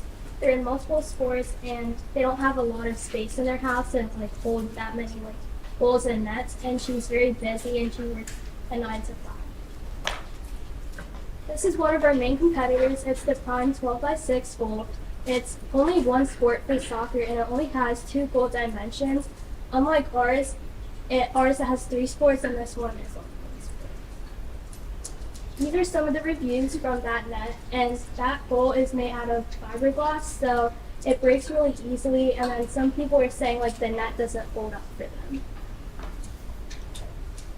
So we are marketing through Facebook, so different social media, Facebook, YouTube, Instagram, and then we are planning to go to sporting events that includes lacrosse, soccer, hockey games, specifically for kids, and we're gonna have flyers out there. Here's our flyer. And so here's our flyer data. This is data we got from flyers. We reached 18 people with our flyers, and 13 of them said they would buy our product, and these were all target customers. And so these are our 2 main sources of how we collected data, seeing if people would purchase our product were Instagram and Facebook, and we reached around 1,200 people through here. And from those 1,200 people, we were able to get 175 of them to our website, and then 30 of them said they would enter their email in saying they would buy our product, and we think they would help them. So for our 3-year plan, we decided for our first year we will stick to social media and our sport booths at like soccer games, lacrosse games, hockey games, and then we will launch our websites through the social media. And then for our second year, we will decide to switch to Amazon so people can purchase through Amazon and not just our website. So we'll have like a more broad market. And then we're going to switch to Dix once we have more money and more resources and customers. Yeah. So for our startup costs, our LLC, website, marketing, prototype refinement, inventory, and a liquidity cushion on the end, to go into a total of $5,581 to start up our business. For our cost of goods sold, we have the goal frame, which is $200. We have the net, which surprisingly is $20, but was way more expensive than we thought, but that was our cost of goods sold. We have bags. When you fold it up, you can easily carry it in a bag. We have the manufacturing fee. We have shipping and labor costs. This does not include any tariff prices because we're trying to build our thing inside the United States because it's cheaper to do so as a startup. And this is a $300 total cost of goods sold, which is our unit price. Let me just go back. Sorry. Our unit price is $500 and its gross margin of only 40%. For our SG&A, we have website fees, LLC fees, marketing fees, and salaries, all of which will go up as the years go on. We use Shopify for our website, and we got a $1 premium deal for the beginning, which is why the website increased so much in cost. And the marketing and salaries, we just want to pay ourselves more as we make more money, and of course, we want to try to reach more people and get more marketing budget as we make more money, which gets our totals down. For the financial model, we have total cost of goods sold, revenue, gross profit, net income, and our percent growth. Our net income for year 1 is $10,000, year 2 is $15,000, and year 3 is $35,000. We use our industry startup growth rate of 50%, and then a industry growth rate of the startup in the second year of 100% in the sports equipment industry business. For our MVP, we designed that goal, and then we took videos and photos, and we showed them to people who are our target audience, and then we asked them to fill out Google Forms if they would be interested or not. And from the Google Forms, they could go to our website and subscribe to our emails, where they can find more information in the future about our goal. And then we also posted on our social media. We created videos and posted it on there, as well as handing out flyers to people. This is our website. It says Welcome to ExtendaGoal. We have our mission statement over there and a small area down there for them to insert their emails. We have our product up there with our pictures, and then below that they can view our video. So for our MVP, we tested consumer interest. Do customers want this thing? Because the first thing you want for a business is the product we think is a problem actually a problem? And we found it was. For our unit price, we had a very range of data. We asked people, hey, what do you think the unit price is? We're trying to do $500. What do you think? And overall, we had positive feedback. We were realizing if I'm buying 3 goals and it's extendable and it grows with me, meaning only to buy 1 for over time, that people thought the unit price is very fair, as some soccer goals for high-end use can be thousands of dollars, which means ours is probably a better deal than that. And we also tested our market again, and our market in total was pretty good, and people thought that they would be interested in it, and that was through our data. What did we change? So originally we think we talk about high schoolers, but we realized high schoolers can just drive themselves or just go or walk or go on a bike, and they can easily go to the park and practice. And high schoolers kind of know by the time they're in high school probably what sport they're going to want to play. So the whole 3-in-1 isn't as helpful for them. And we realized that parents and young kids still trying to progress through sports rankings from smaller sizes, because as you go up in sports, the goals tend to get larger. And parents, obviously, little kids don't have any money, so the parents buy it. So just as important to market to those kids as it is to market to the parents who actually will buy it. We also realized for our locking method, as you could show, we have these little things. These are metal twist tie type things, and they work so much better than what we originally thought of a little metal, the metal thing that would probably be an extendable net if you're ever using an extendable fishing net. For our exit strategy, we plan to sell our company to a larger sports equipment business in about 3 years, and we split the profits between shareholders. And our ask, we asked for 10% for $10,000 of our company, we use a 35% discount because of our no sale data, and a 2.5% multiplier, which is just kind of standard for startup businesses. Are you ready to extend our team and help us build a great goal? Very good.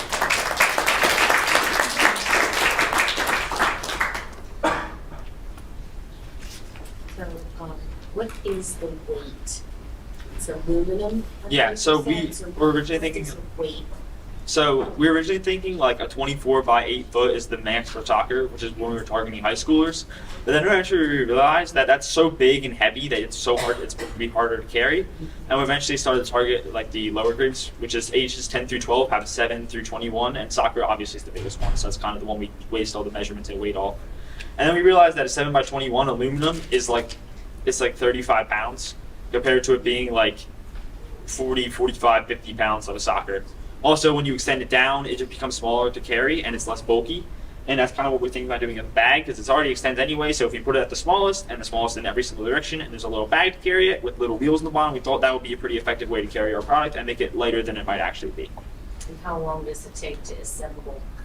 So this took us it took me about 3 to 4 hours to do all the cutting and drilling, then to do the cutting. The drilling took another probably 3 hours. And the assembly for us, because obviously we're not professionals, took another probably hour. So in total, it's about 8 hours. But for our total, like our eventual thing, we found that we didn't ever we reached out to manufacturers, but we didn't really get too much information back. But from just like general data and things we found, it was probably about 1 month of like time when you order it to when we have it, which is also why we're asking for money for our things, for our ask. So we're like, okay, we're gonna ask for money so we can just pre-build them. So when people buy them, they can have it shipped in a reasonable time, and that'll decrease that'll make it easier for consumers. And that's what I meant as far as like, say they have that, how long does it take for a parent to set up this? So if we haven't like really tested that yet. Like it shouldn't take that long. It Yeah. didn't, like this maybe took us like 10 minutes to like set up. Yeah. But I mean, I think once we have it figured out, I feel like aluminum is not as hard. Like this PVC is not as easy to work with. Right. No. We learned, but aluminum is, it's. I feel like it would take 5 to 10 minutes at the most. I like the idea of the wheels in the bag. If it's 35 pounds, I'm just thinking if the kid wants to help. Yeah. So, did you figure the cost of aluminum into your costs? Yes. Aluminum is a lot more expensive than PVC. It was $200 for all the aluminum inside the final thing. It was way more expensive. That's also another reason why we decreased our size and therefore our target market, just because of how expensive it was to have a 24 by 8 foot aluminum. You have a special bag with wheels because the final weight was about with the bag and the wheels? Not with that, just the goal itself. So about 35. Yeah. Okay. On the net, a net that's expandable based on what happens with the excess part of that net? How do you deal with that? That's still kind of something we're trying to figure out. I feel like that's the hardest part with the net. With this, we kind of it's just kind of hanging, and we know that's not how it should be in the end. And the net cost was about 20, you said? Yes. Would it be out of the question to have 3 different nets and just attach it? That's definitely a method we thought, of doing, having multiple nets, just thinking about how to store that, how it would be fit in the bag. This is really a great idea, having had kids and grandkids, you're right. Their size changes, their sports change. This would be really pretty cool.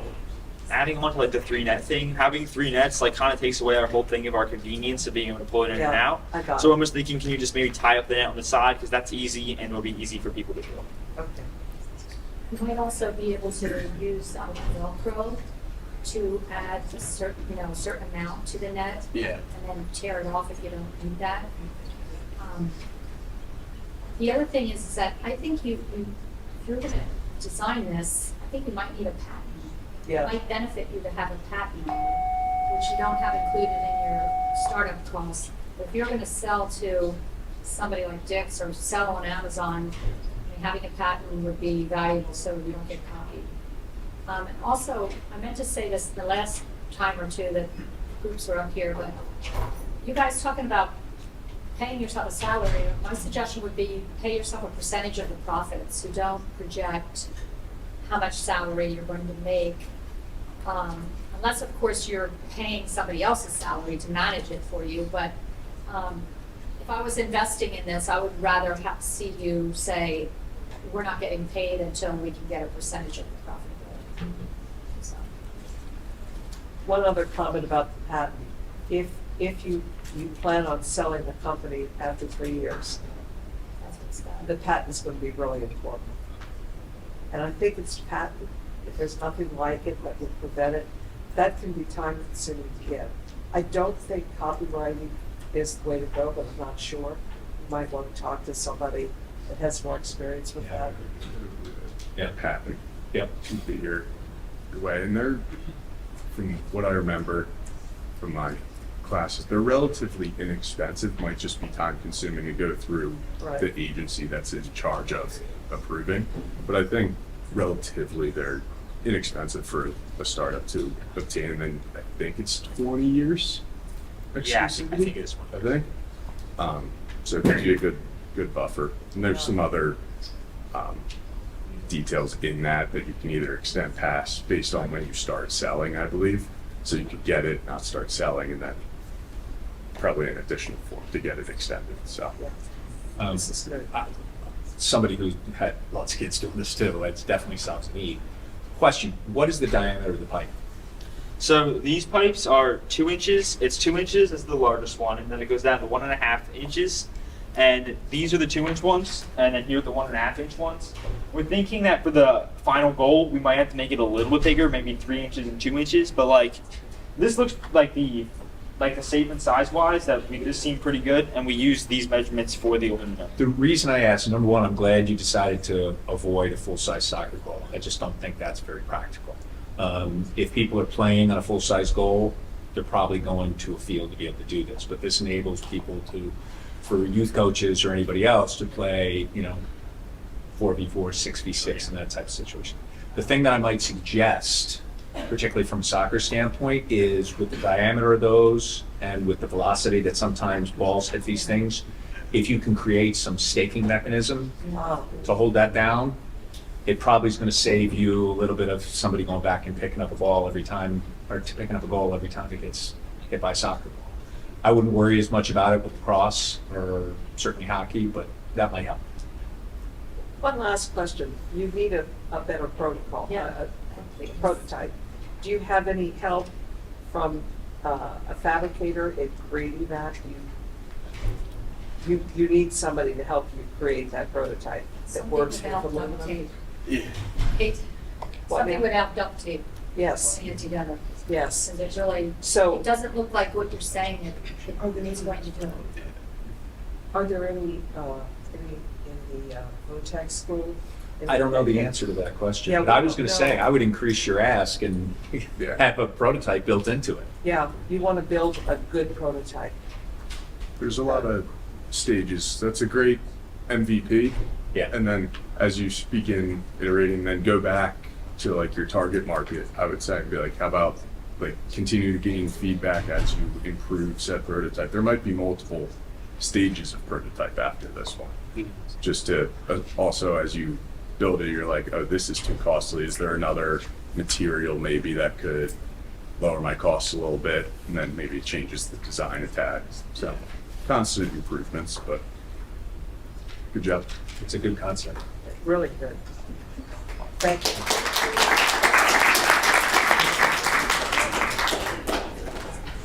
Okay, thank you, ExtendaGoal. Next up, we have Magnitude. Hi everyone, my name's Alexandra and these are my business partners Bella, Izzy, and Tyler, and we are Magnitude. So our team is all today proudly in front of you wearing different pieces of Magnitude jewelry. So as you can tell, Bella has on the necklace, so does Izzy. I have on a couple bracelets. So here are a couple of pieces of jewelry that you guys can look at and hopefully admire while we have you listen to our story.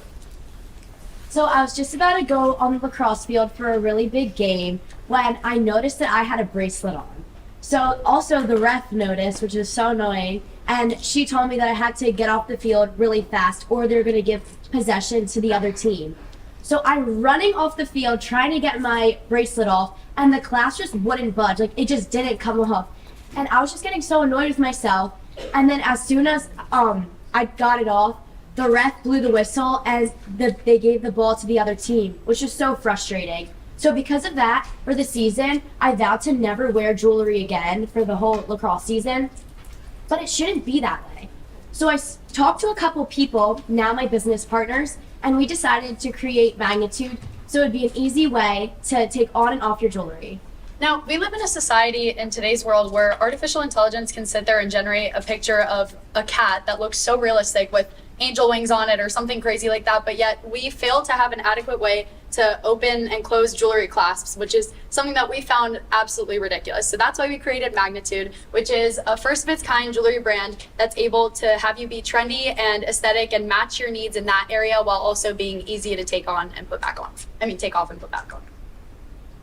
All right, so a couple of our problems that our customers face are ugly designs, and so with the ugly designs, like they're just obviously not appealing, and bracelets that tarnish, so the color wears off, and then they're hard to take off clasp. So if you have long nails, it's really hard to take off a traditional jeweler clasp. So if you have a magnetic clasp, you can just snap it right on and off, and it's easy.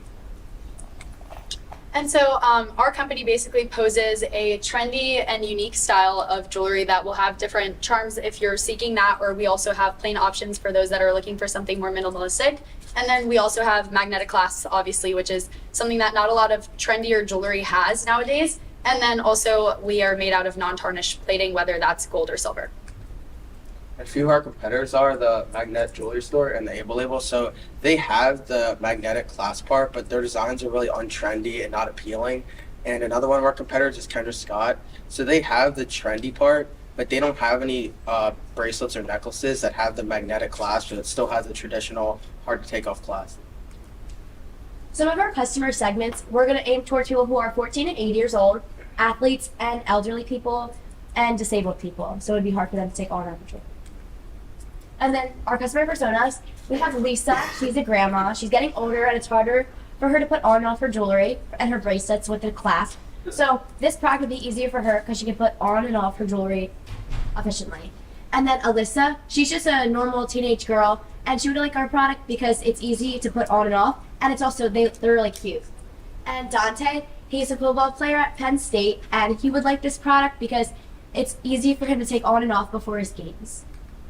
So for our market size, we're going to take people who purchase jewelry in the U.S., which is about 47 million for a total addressable market. And then for our serviceable addressable market are people who live in Montgomery County who also purchase jewelry, which is around 119,000 people.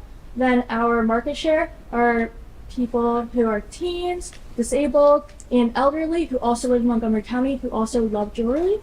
And that is around 47,000. And then so as far as marketing, we really believe that marketing is probably the most efficient way to get as large of a customer base as possible, especially because we are marketing towards that aesthetic standpoint as well as the accessibility standpoint with the jewelry itself. So we're going to be targeting Instagram and TikTok, obviously, because those are kind of more mainstream platforms that every company really should be on. And then we also decided to expand to Pinterest because we believe that a lot of our customer demographic is going to be looking at inspiration for jewelry and different things like that on Pinterest. So we want to come up with a link that people can use and then click on it and have that work for what they would want to purchase.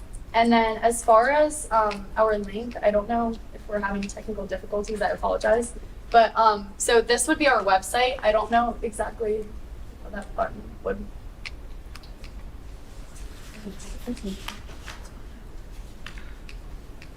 The link should be embedded there, but. Can you click it? Thank you. Yeah, I don't know if it's. The link should be embedded on the side, but I guess it wasn't. It should be towards the left where the laser pointer is. Yeah, I apologize for that. But so our website over here should be something that people would be looking at, especially when they're trying to purchase our product and looking again for that aesthetic standpoint. So we try to make it really cohesive with our brand imaging and have that be something that would attract more customers as well. So then I guess you can scroll down, Dr. Forlet. Thank you. So here, there's like another description of our product and just really trying to grasp customers through the design of that website. These are actual bracelets too. And I'm wearing the necklace. That's pictured there.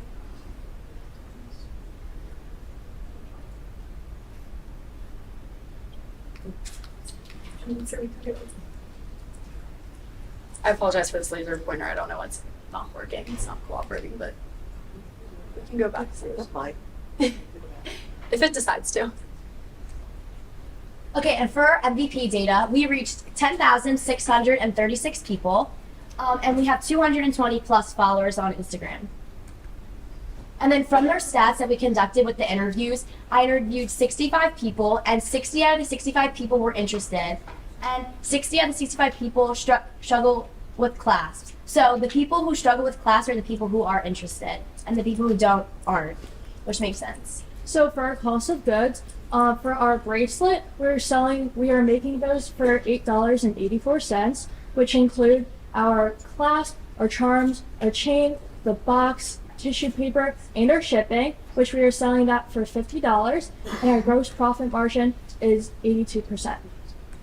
And then for our necklace, we are making that for $9.79, which we are also having our clasp, our chain, our charms, our box, tissue paper, and shipping. We are upping the price in our charms and our chain because it is a necklace, so it is longer and it is able to hold more charms. So, and we are also selling that for $50, and our gross profit margin is 80%. Alright, so for our growth percentage for year one, we'll be around 150%, and for year two, it'll be around 125%. We got this by researching the average startup cost for jewelry businesses in the United States. And for our revenue for year one, will be around 50,000. Year two will be around 125,000. Year three will be around 280,000. And for startup costs, it will be around $5,000 for our website and our marketing and our initial inventory. And for our marketing costs, 1 year marketing will cost about $2,000, $600 to Instagram, $800 to TikTok, and $600 to Pinterest. So TikTok, we found out that we will get the most amount of customers from that, and this will also go up as our revenue goes up. So we'll charge more and more as we sell more product. So for our SG&A, for our first year, we have 23,000, and for this reason, we are including our administrative costs, our bugs and fixes, and our marketing. We're not doing salaries for the first year because we want to put all of that money back into the business, and we are having those administrative costs and the bug costs a little bit higher, just so we make sure that our business is first steady on the website and everything else, so we can have people go to our website and purchase a product freely, so we don't have any issues with that. And then for year two, we are having 81,000, and we are also upping our marketing costs and also our administrative and our bug costs as we go on. And for year three, we are having our salaries. Also for year two, we are including our salaries, and then for year three, we are doubling our salaries and upping our marketing costs, administrative costs, and bug fixes. And then so for our exit strategy, we were planning on having all of our investors help us financially in that aspect, just because we do need to be able to put our foot through the door, especially in the jewelry industry. That's a little bit more difficult to have a name for yourself come about. And then we also want to distribute shares of the business amongst ourselves, so that way we can figure out logistically how that would work based on who's doing what and how that would work out between us and the investors as well. And then lastly, we plan to keep the company until year three, and then at that point we will either reevaluate and decide, is this something that we want to continue, or will we be willing to sell the company. And then for our ask, we are asking for startup costs $5,000, marketing costs $2,000, and liquidity cushion $5,000. So the total would be $12,000, and we're at for 10%. Already seen them. And so now that we all know how magnets work, are you attracted to us? Very good. Wait. I love it.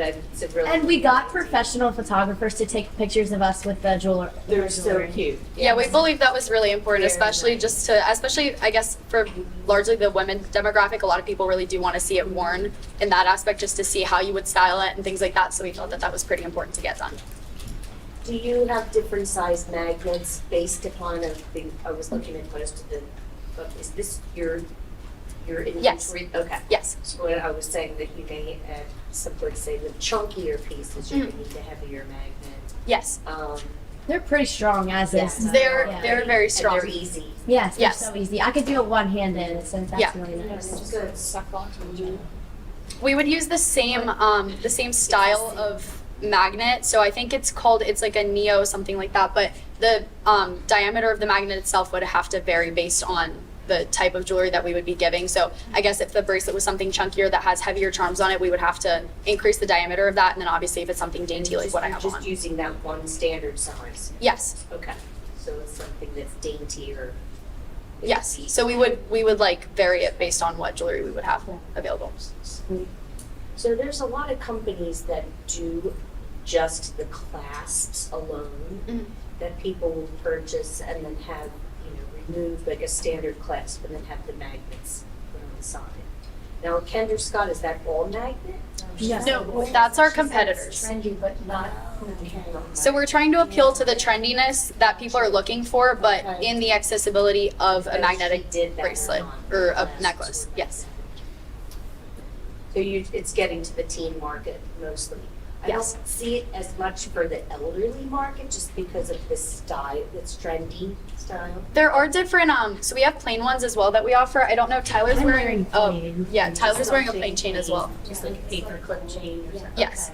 So we obviously would have different styles. This would just be part of like a initial collection that we would come out with, but then we would probably alter that based on what demographics we see that are coming in more, and then we would try to figure out what they're looking for and then adapt to that as well based on what we would have coming out after, because a lot of jewelry companies do have like collections that they come out with. Right. I have a question for these two people here. So I'm an elderly person. I have trouble with clasp. Is there a market to work with different jewelry stores and you as a specialty company change the traditional clasp to the magnet clasp for the jewelry company? Yes. Does that already exist? Yes. Okay. Yeah, I was thinking just in parts, just in what we call findings, Georgia, so you would just order that and convert. We were looking for something that was easier for individuals to be able to purchase ready-made like that. Yeah, and especially because a lot of people don't really want to deal with the hassle of that. So, I mean, I personally don't really think I would go online and try to buy a special clasp to come and put onto my own jewelry. I would rather just purchase something that's already done. And a lot of people that we interviewed also said the same thing. It's really convenient, the fact that it's already done. So, I mean, I know they have it on Amazon. There's different things like you can purchase the ready-made jewelry clasps that you could add on to a Kendra Scott necklace or something else. But that's not really the market that we're trying to apply to. We're trying to apply to people that are looking for that convenience, ready to go. Oh, that's nice, because you already have the finished piece of jewelry, rather than this would be something where, like, something you may have that you're having problems getting, you would convert that. Right. But this is just ready, purchased, ready to go. Right. So, Yeah, very nice. I'll defer to the experts on this because I don't know if the $50 price point is high or low, but the profit margin you say is roughly, I think 82% is what you said? Yes. Which is significant. Does it make sense, and again, I'm kind of deferring, if this is trendy to try and establish a market space and great market share, to come in at a more aggressive price point? I mean, again, 40 or 50% profit margin is still not too bad either. Right. But trying to find a way to establish yourself, then again, if this is trendy, people posting and doing those types of things that will do some of that social media organic promotion for you in some way, shape, or form. Because I certainly think there's a market for it. I'm not smart enough to know if the price point is. We were trying to compare to the other trendier companies. So Kendra Scott, for example, I think that roughly their price points are somewhere around like the 50s, 40s, depending on what you're looking for. So if you're looking for, they have like stones in the middle of their jewelry. So if you're looking for something that's a limited edition stone or something like that, it would be priced at a higher price point. But for our thing, since everything's generally the same level of, I mean, we would only have charms, that would be the only thing that would differ. So probably our plain pieces would only be a couple dollars off from what the chain price point would be. But we thought that 50 to 40 would probably be something that would establish us in the aspect of like, we're not selling jewelry for $20, because that probably makes us look like less of a credible company than if we're selling for 50. Because we don't want to look like fast fashion or something like that. We want to look a little bit more high end, so that way we keep longevity in our customers. It's good. Smartness, I love it. It is. No, it's a good answer. Yeah, Very good answer. Looks like it could Thank sell you. for $50. I mean, it's a good market. I think Pinterest is a good idea for this product. One thing, and actually, the first time I saw this was from my mother, and she got it when she was in her retirement community. And so I don't know if she got it because somebody did a sale there and she bought it, or I think there was something that was put onto her gold rope chain. Right. And she's like, thought it was the most fabulous thing. But anyway, so that was one idea, was, well, if you did decide that the elderly was a target, you could consider going to retirement communities. My mom, she's a hospice nurse, so I could go to all her retirement homes and that's what was one of our ideas, and sell it there. Yeah, you could do, a sort of a home party for the retirement. Yeah. My grandma, she's in a retirement home and she loves when they come and show off all the jewelry and stuff. Yeah. They sell it there. The other thing you need to be a little bit concerned about is tarnish, because they're not gold. Yeah. So I don't know what materials they are. These are our prototypes, so I'm not sure exactly what the plating was. I think it was somewhere around, I think it might have been like the standard plating that usually they would put on something like Kendra Scott, because again, that was something that we were really, really looking to compare ourselves for, because it's such a popular brand.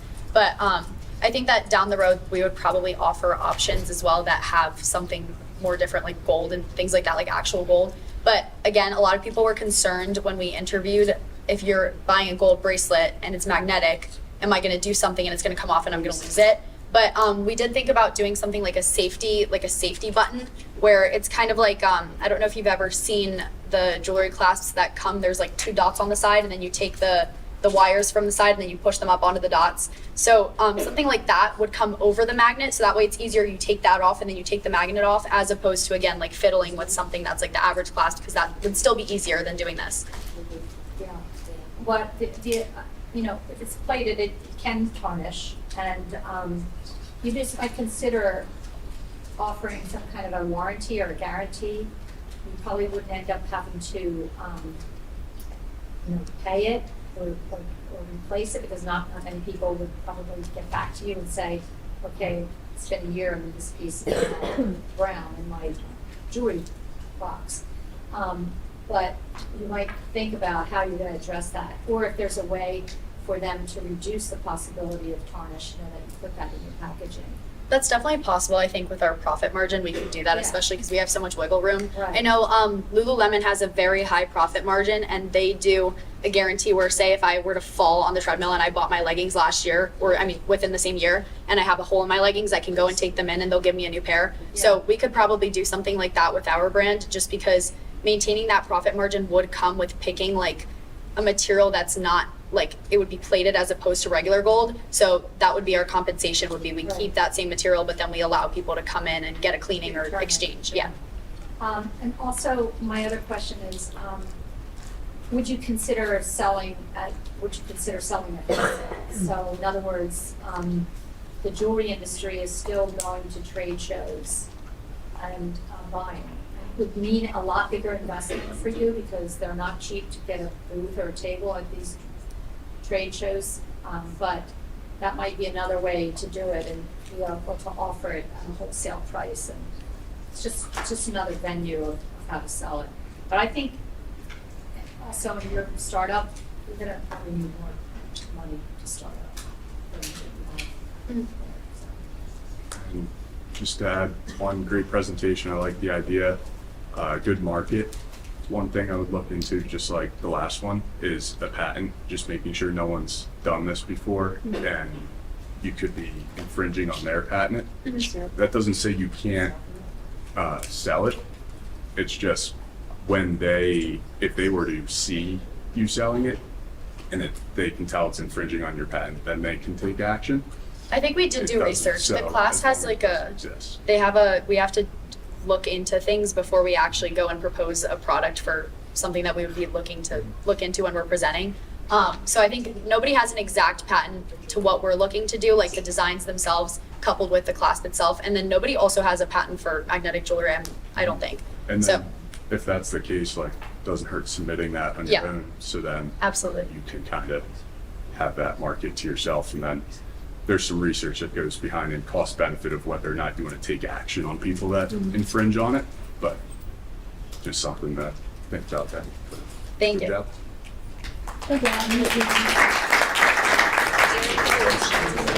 Thank you for the great presentation, Magnitude. Up next, we have McMaster's Landscaping and Odd Jobs. I'm Jake. Yes, just 1 second. Wait a second. 1 second, 1 second.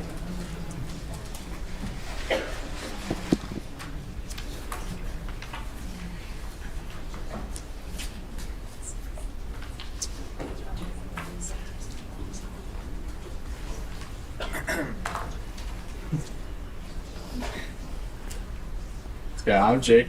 I'm Carmine. I'm Vito.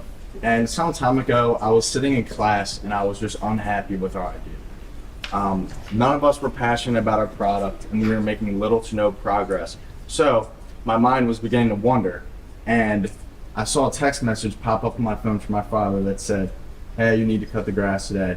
And a light bulb went off because I never gave a second thought about giving or providing a service to people.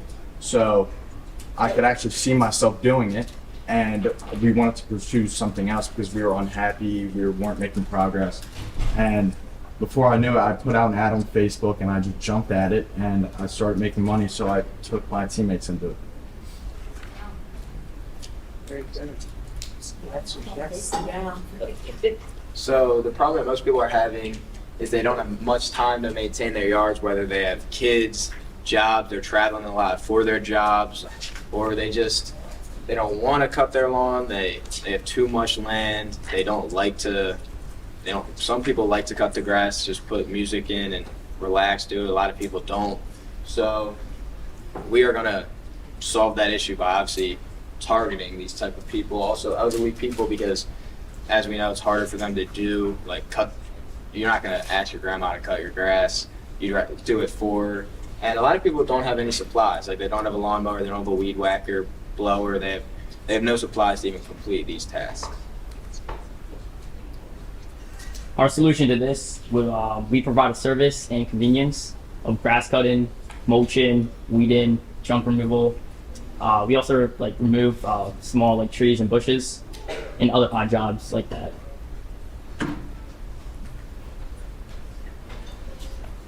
So our competition. All right, so our first competition is David's Brothers Landscaping Services, which actually very steep, $275 an hour for cutting, which when we first heard this kind of blew our minds away.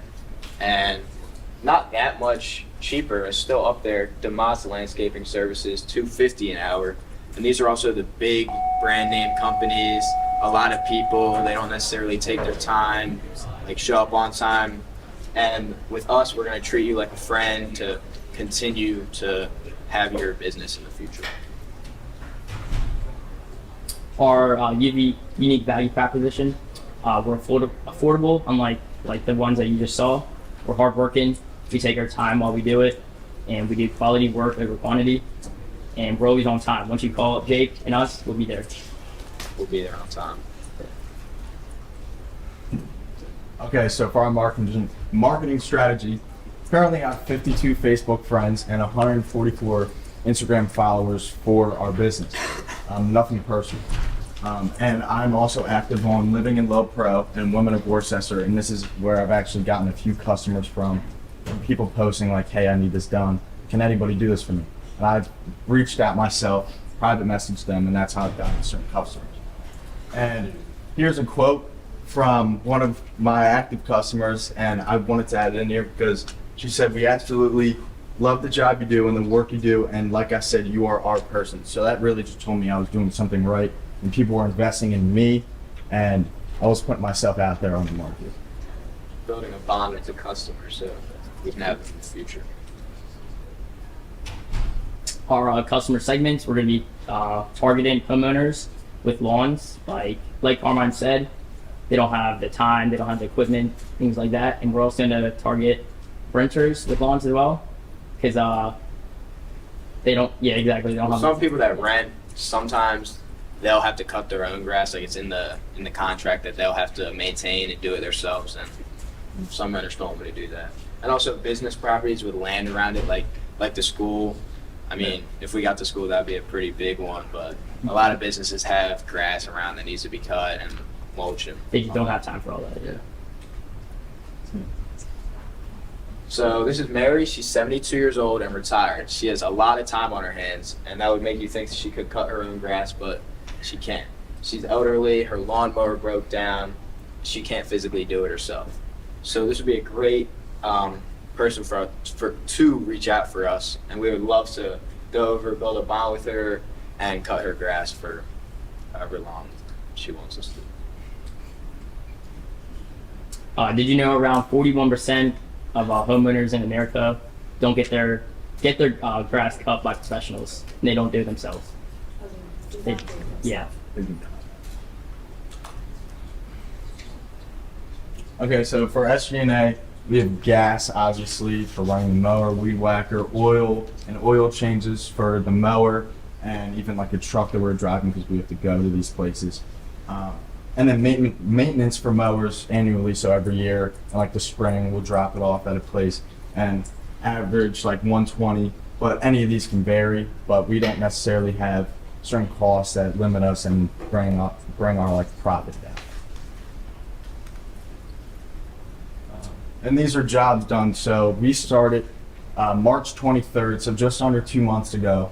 And this is our big number, we're just under 5,000 in less than 2 months. So we have yard cleanup, bush removal, tree removal. Big one is mulching, and obviously weekly grass cutting. We have 2 lawns on here. And then also junk cleanup. That's where the odd job stuff comes in. If someone wants to get rid of something or it doesn't necessarily relate to landscaping, I also do that because I have a trailer. I don't know, no, there's not a picture of it, but on the next slide, I think there's a picture of my trailer. But yeah. Our gross profit in year 1, we have just under $15,000. And the average growth rate on year 1 is around 600%. Year 2, it's around $89,000. And the average growth rate after year 2 is around 300%. And that leaves us to year 3, which is $260,000. Our total addressable market is 360,000 people. That's 50% of Montgomery County. Our serviceable addressable market is around 155,000. That's around 25% of Montgomery County. And then our market share is 7750. That's 2.5% of Montgomery County. Okay, so these are just some before and after pictures. Here's a big tree that got cut down, and then I came in and removed everything, cleaned everything up, and it's good. Here is a part of a job that I did. This is 30 feet of bushes that are really tall. Totally removed them, got rid of everything. And I know this is trouble to tell, but on the left here is this tree. Or no, this is on the right, this is on the left. And then that's afterwards. And then this is just a before and after of the mulching. Our exit strategy is going to be expand our business farther. I don't think we're going to be looking to sell right now or exit, like you said, because there's still a lot more growth to come. So our ask in total is going to be $34,250 for 15% equity. It would be about $20,000 for not new but slightly used truck for hauling around stuff, hauling around trailers. $9,000 for 2 new mowers. We looked up 2 top-of-the-line mowers like Exmark are about $4,500 each, and then now it's not the most expensive ones, but they're very good products. And then it's $250 each for a leaf blower and 2 weed whackers, so in total that'd be $750. And then $2,500 for a plow for winter time, so we can actually be making money in the winter instead of, that's usually like the cold season. So, yeah. And then a $2,000 liquid cushion, just in case we need a little bit of extra money. Thank you.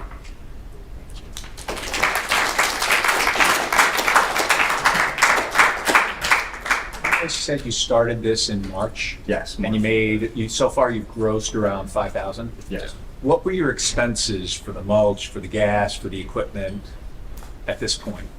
So for mulching, per cubic yard is $32 where I go and I get my mulch.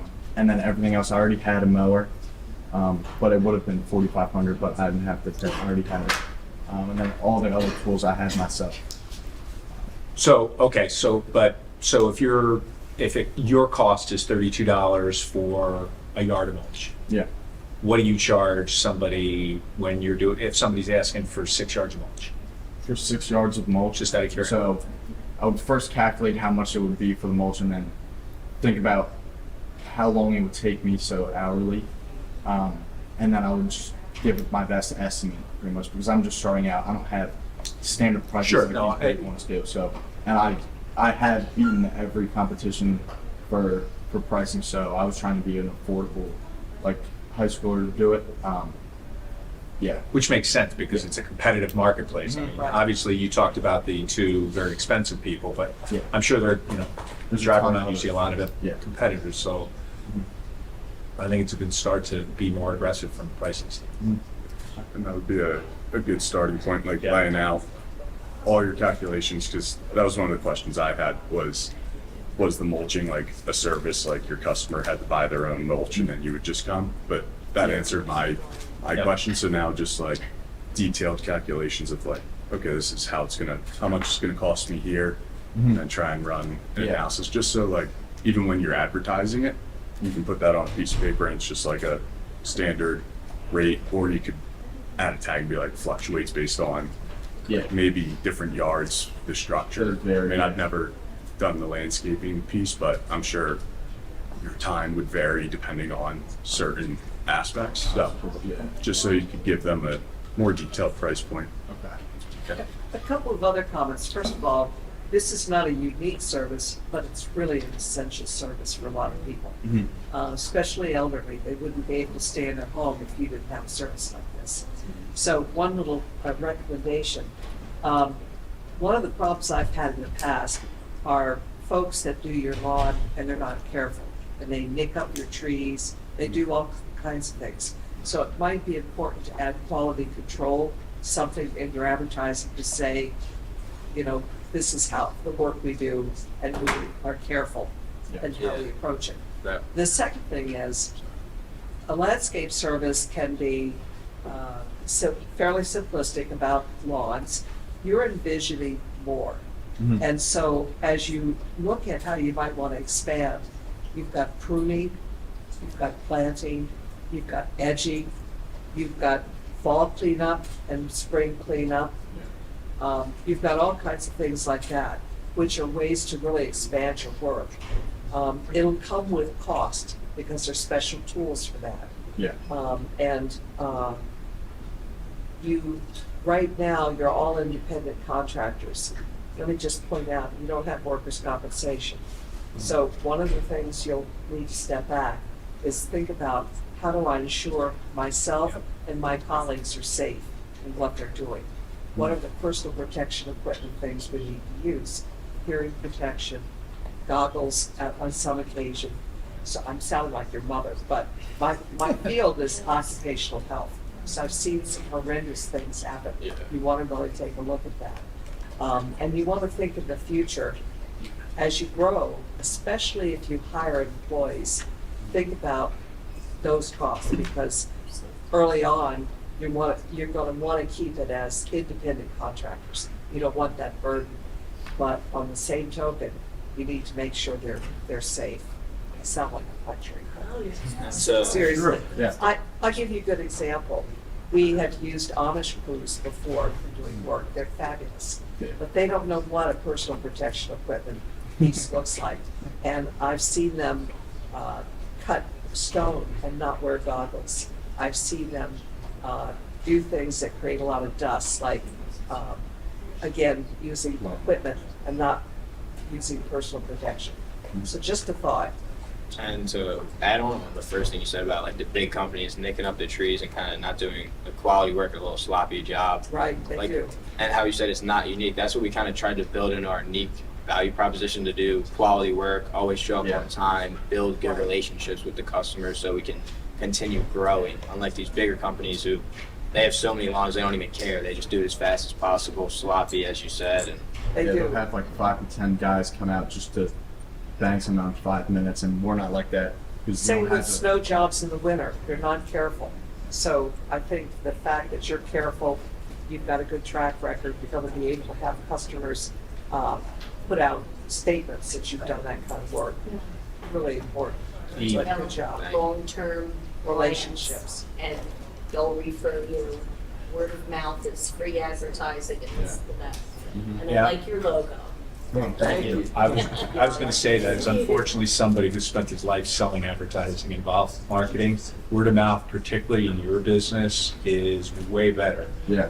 And advertising is an investment; it's not an expense. Yeah. And the way I would think about this is, especially if you're in a neighborhood, you do a quality job, you do it on time. I would provide some sort of referral program where you can give somebody, hey, I'm going to give you a free week or a free whatever for a referral for a new customer or something like that, because word of mouth, if they see the trucks in the neighborhood, it's amazing how often all of a sudden somebody says, hey, they do a good job on your lawn, can you give me their That number? actually happened to me this weekend. I was close when you have both neighbors on each side. And you don't need me. It's worth its weight. One other thing, pruning. Take time to do some investigation and study. One of the pet peeves I have is how people prune, and sometimes it's horrendous. So just, it's a skill I can get you set. Wendy's number. She Yeah, can you see, can. sounds like she's pretty upset with her current Yeah. landscape. No, they're good now. That one's, yeah. I would say also, just to take a look at your pricing, which it sounds like you're doing. Your projections of your financials, I suppose in the future you are going to have to hire people, so you'll have to be paying them something. You mentioned hauling trailers, but I didn't see any trailer costs on your list, so I consider that as Yeah, one of your starting I already had a trailer. And did you interview anybody else that, to find out what other tools you might need? They were mentioned earlier. I know Kim David very well, and so does I do Vinny. too. And He sold the company, by the way. he sold the company, but he's the type of person who would be happy to sit down with you and spend an hour giving you his wealth of experience. And this is something that I think all the students need to really hear us say, that networking and reaching out to people that have experience in your field is really going to be valuable for you, because these folks want to help. Most folks love the idea of somebody asking them for some advice, and they're willing to spend an hour with you and give you that advice. So I would strongly encourage you to take it, to follow up on that. And Women of Worcester is a great option. I'm on that, and they constantly are asking for landscapers and other types of help. Another good option is Nextdoor. And Nextdoor is a website where you can sign up for different areas, and you can expand your area outside of where you live, and you get comments from people asking for stuff or telling you about things that are happening in the neighborhood. And I see a lot of requests on that for landscaping, other help. So, yeah. And how about the other two guys here? Have you been pitching in? Are you involved in this also? Or is it just you so far? It's just Jake so far. If he needs us, like obviously in a bigger job where he needs multiple people, like, I told him he can give me a call whenever. But as of now, just the last 2 months, it's just been Jake solo. And you have a typo in your landscaping. C and D. Veto. There you go, you found that one. Yeah. Anyway, good job. One other way to advertise, it just hit me. So there are areas that have organizations that send out newsletters.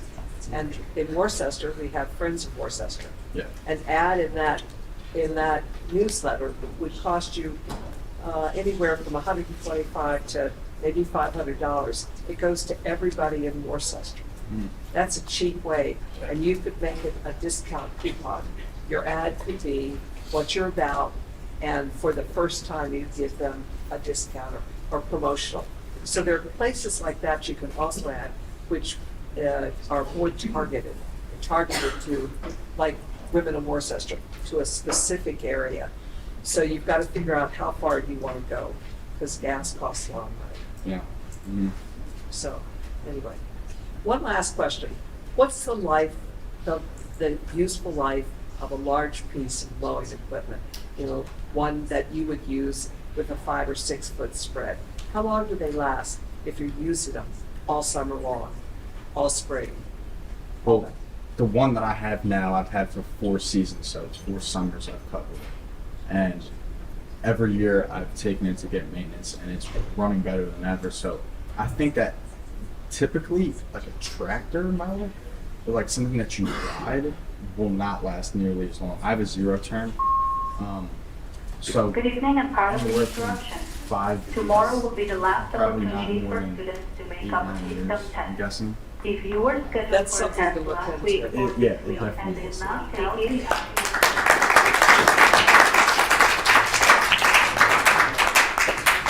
Okay, thank you, McMaster's Landscaping and Odd Jobs. Next up is Sleepies. Hello, I'm Brandon. I'm Cameron. And I'm Chris. Have you ever wanted your hoodie to keep up with the unpredictable weather? Well, meet Sleevies, the hoodie for you. With Sleevies, we transform your traditional hoodie within seconds, from your normal long sleeves to short sleeves with simply unzipping it. Sleevies has a variety of colors that you can mix and match, whether it's a black hoodie with white sleeves, white hoodie with black sleeves, doesn't matter. You can mix and match any color to your own desire. Sleevies has you covered anytime, anywhere, any temperature.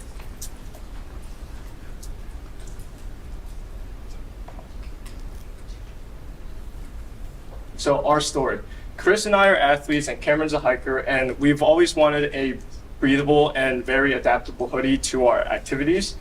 And we were brainstorming, and one night I was about to fall asleep, and all of a sudden got the idea, why not a hoodie with removable and reattachable sleeves? And that's how Sleevies was born.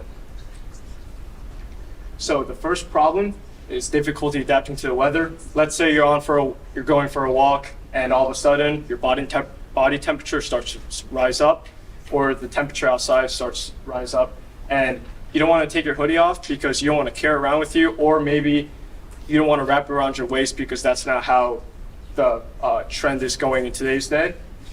And the second problem is inconvenience during or in between activities. Let's say Cameron's up on a hike, he's about 2 miles in, he's got his bag with him, and all of a sudden, body temperature starts to rise. He has to set his bag down, take his sweatshirt off, put it in the bag, and continue for the hike. Starts to get cold, has to do the same thing over and over again, and that's where the inconvenience comes in. And third problem is overconsumption of clothing items or just items in general. Let's say a high schooler's backpack is full of folders and laptops, and he wants to take his sweatshirt off, but the backpack doesn't contain enough space, and they have to jam their hoodie in there, and all of a sudden the hoodie starts to get wrinkled up and it doesn't look appealing. So, our solution. We've created a 2-in-1 hoodie with zippable sleeves that come right off.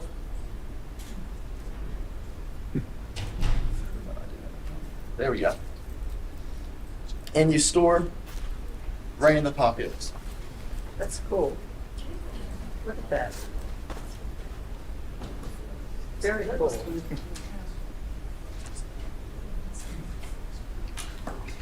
So for our customers, we want to target male and female athletes and fitness enthusiasts that include hikers and walkers, needing flexibility and comfort in the age range of 10 to 50 years old.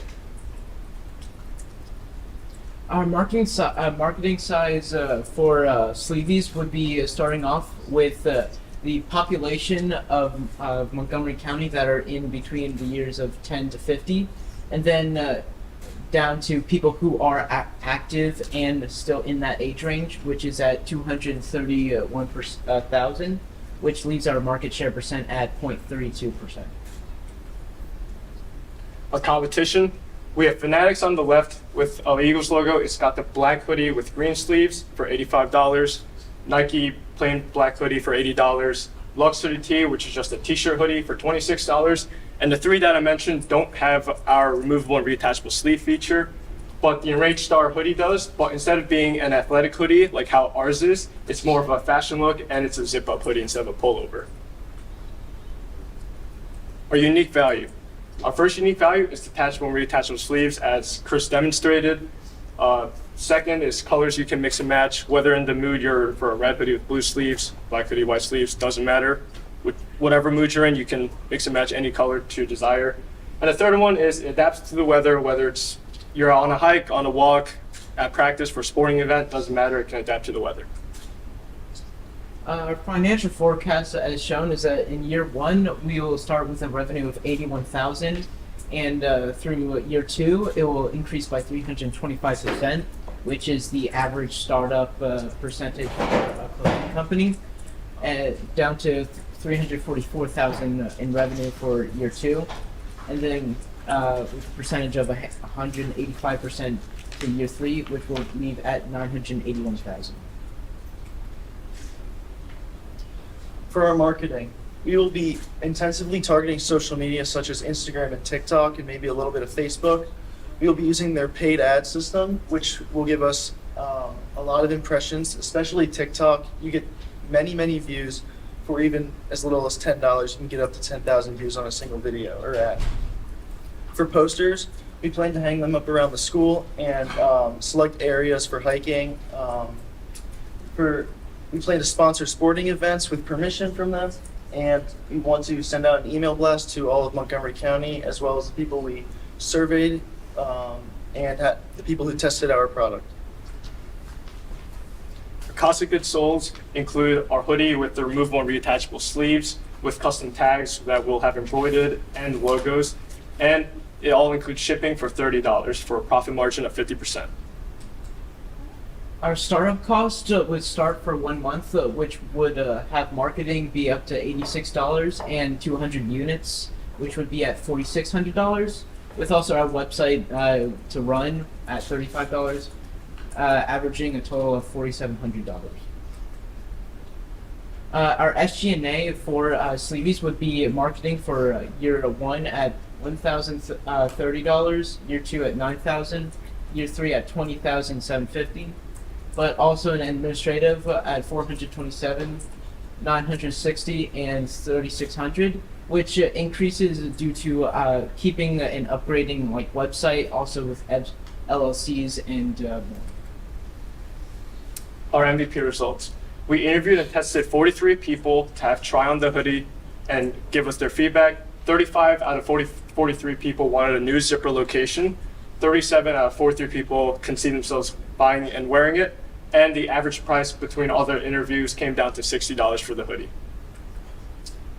So the changes we've made from our original MVP to what I am now currently wearing is we've redesigned the zippers and where we put the sleeves. We had created pockets on the side of the hoodie, and we changed the location of the zipper, although the manufacturer didn't change the location of the zipper like we asked them to, unfortunately. So we'll have to fix that. We also adjusted our price, and we are starting to open up to new thoughts on designs and how we can expand what we're creating.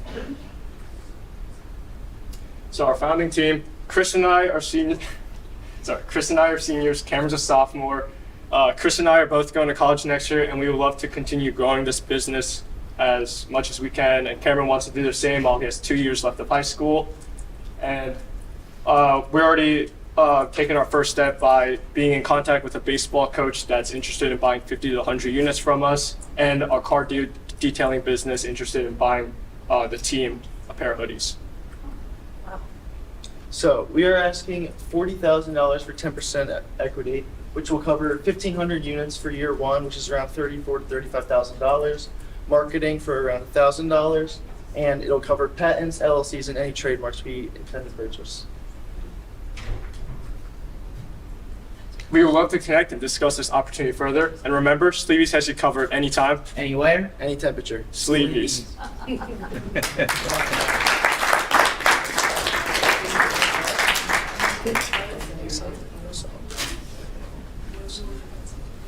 So last time, was the zipper plastic? Yes, it was. Yeah. So did you find this was easier Um, to take on and off? well, yes, it's actually, it's honestly, the zipper being plastic versus the metal wasn't really the issue. It's more like the location of where you actually reattach the zipper. Okay. So that's why we wanted to relocate it to more like up here, but unfortunately it's still down here with this design. So is that the relocation you were saying the manufacturer did not do? Correct, yes, and that's on that blue one as well. But if you have it here, obviously it's part of the design to see you, the end of the zipper. Right. So it might be kind of interesting to think about what you could do with that to make it interesting. Yeah. I was going to ask about that as well, based on the weight of everything. Did you ever consider, because if you're wearing again, just from practicality standpoint, if you're wearing it, because I actually have two things like this. They're wind shirts for golf, but they have Velcro or snaps, and they're much easier to attach back on when you have them, you're wearing them, versus the zipper, which gets a little cumbersome. Right. So and again, I don't know what the cost issues would be with a zipper versus a Velcro or a snap, but it might be something to consider from an ease of use. So we found that the snap-ons and the Velcro the Velcro caused like itchiness, and it could also get a little bit, it can deteriorate over time. And the buttons, they can easily pop off if you like get too close to a door, get caught on something. It'll easily pop off. But zippers, you really have to go all the way around and pull it off. So that's kind of why we went that way.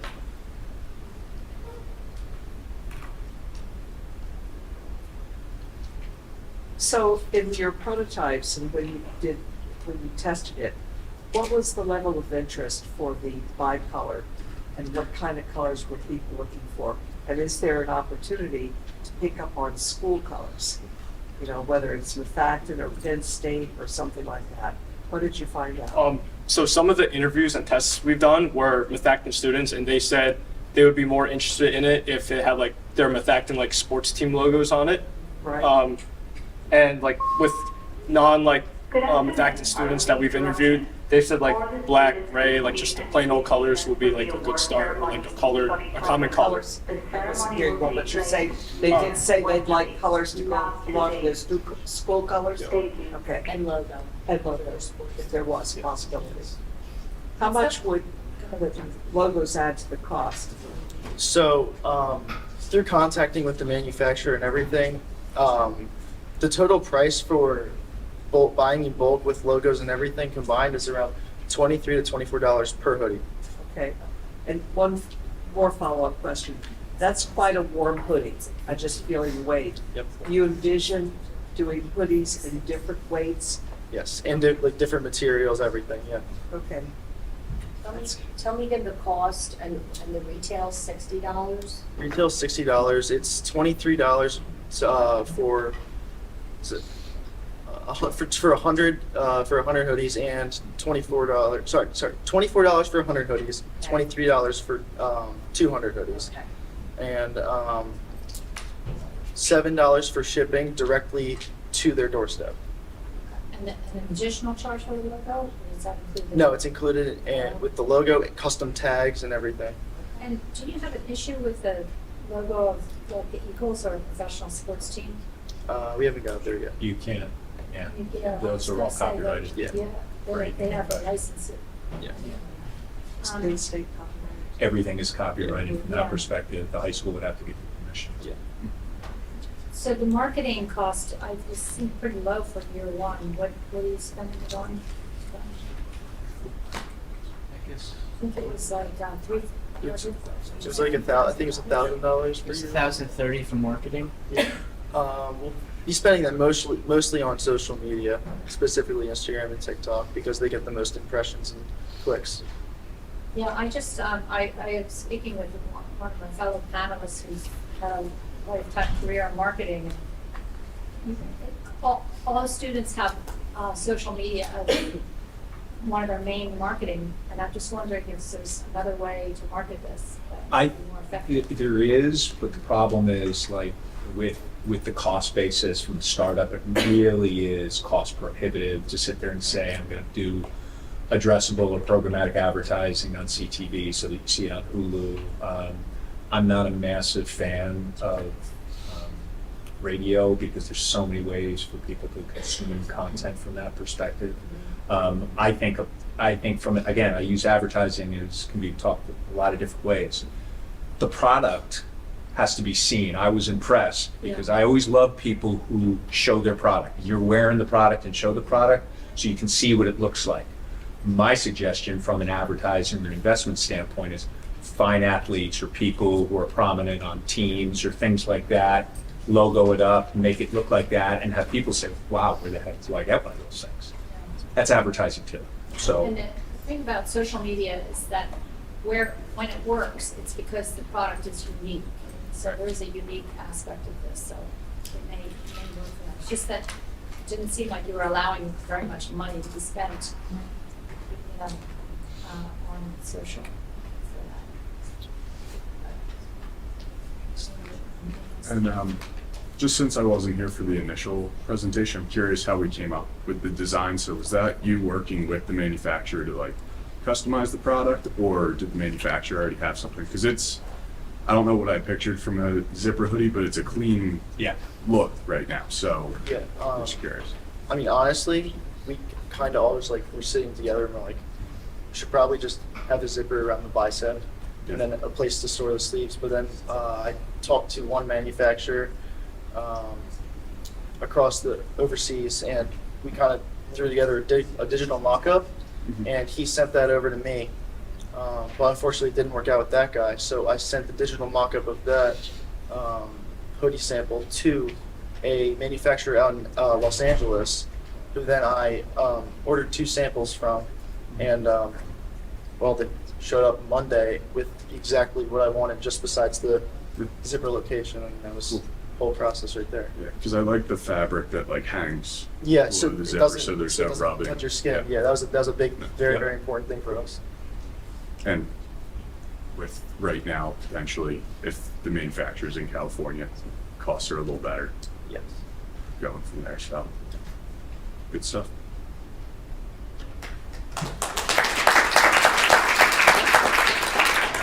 One last thing, I thought it was really interesting that car wash was interesting. Do you know the owner of this car wash? And how did that come about? So me and Brandon, we were at a car meet on Sunday, and we walked up to this detailing company, and he said we just started talking about the hoodies and showing him our original one with the the plastic zippers, which I think you were there for. Yeah.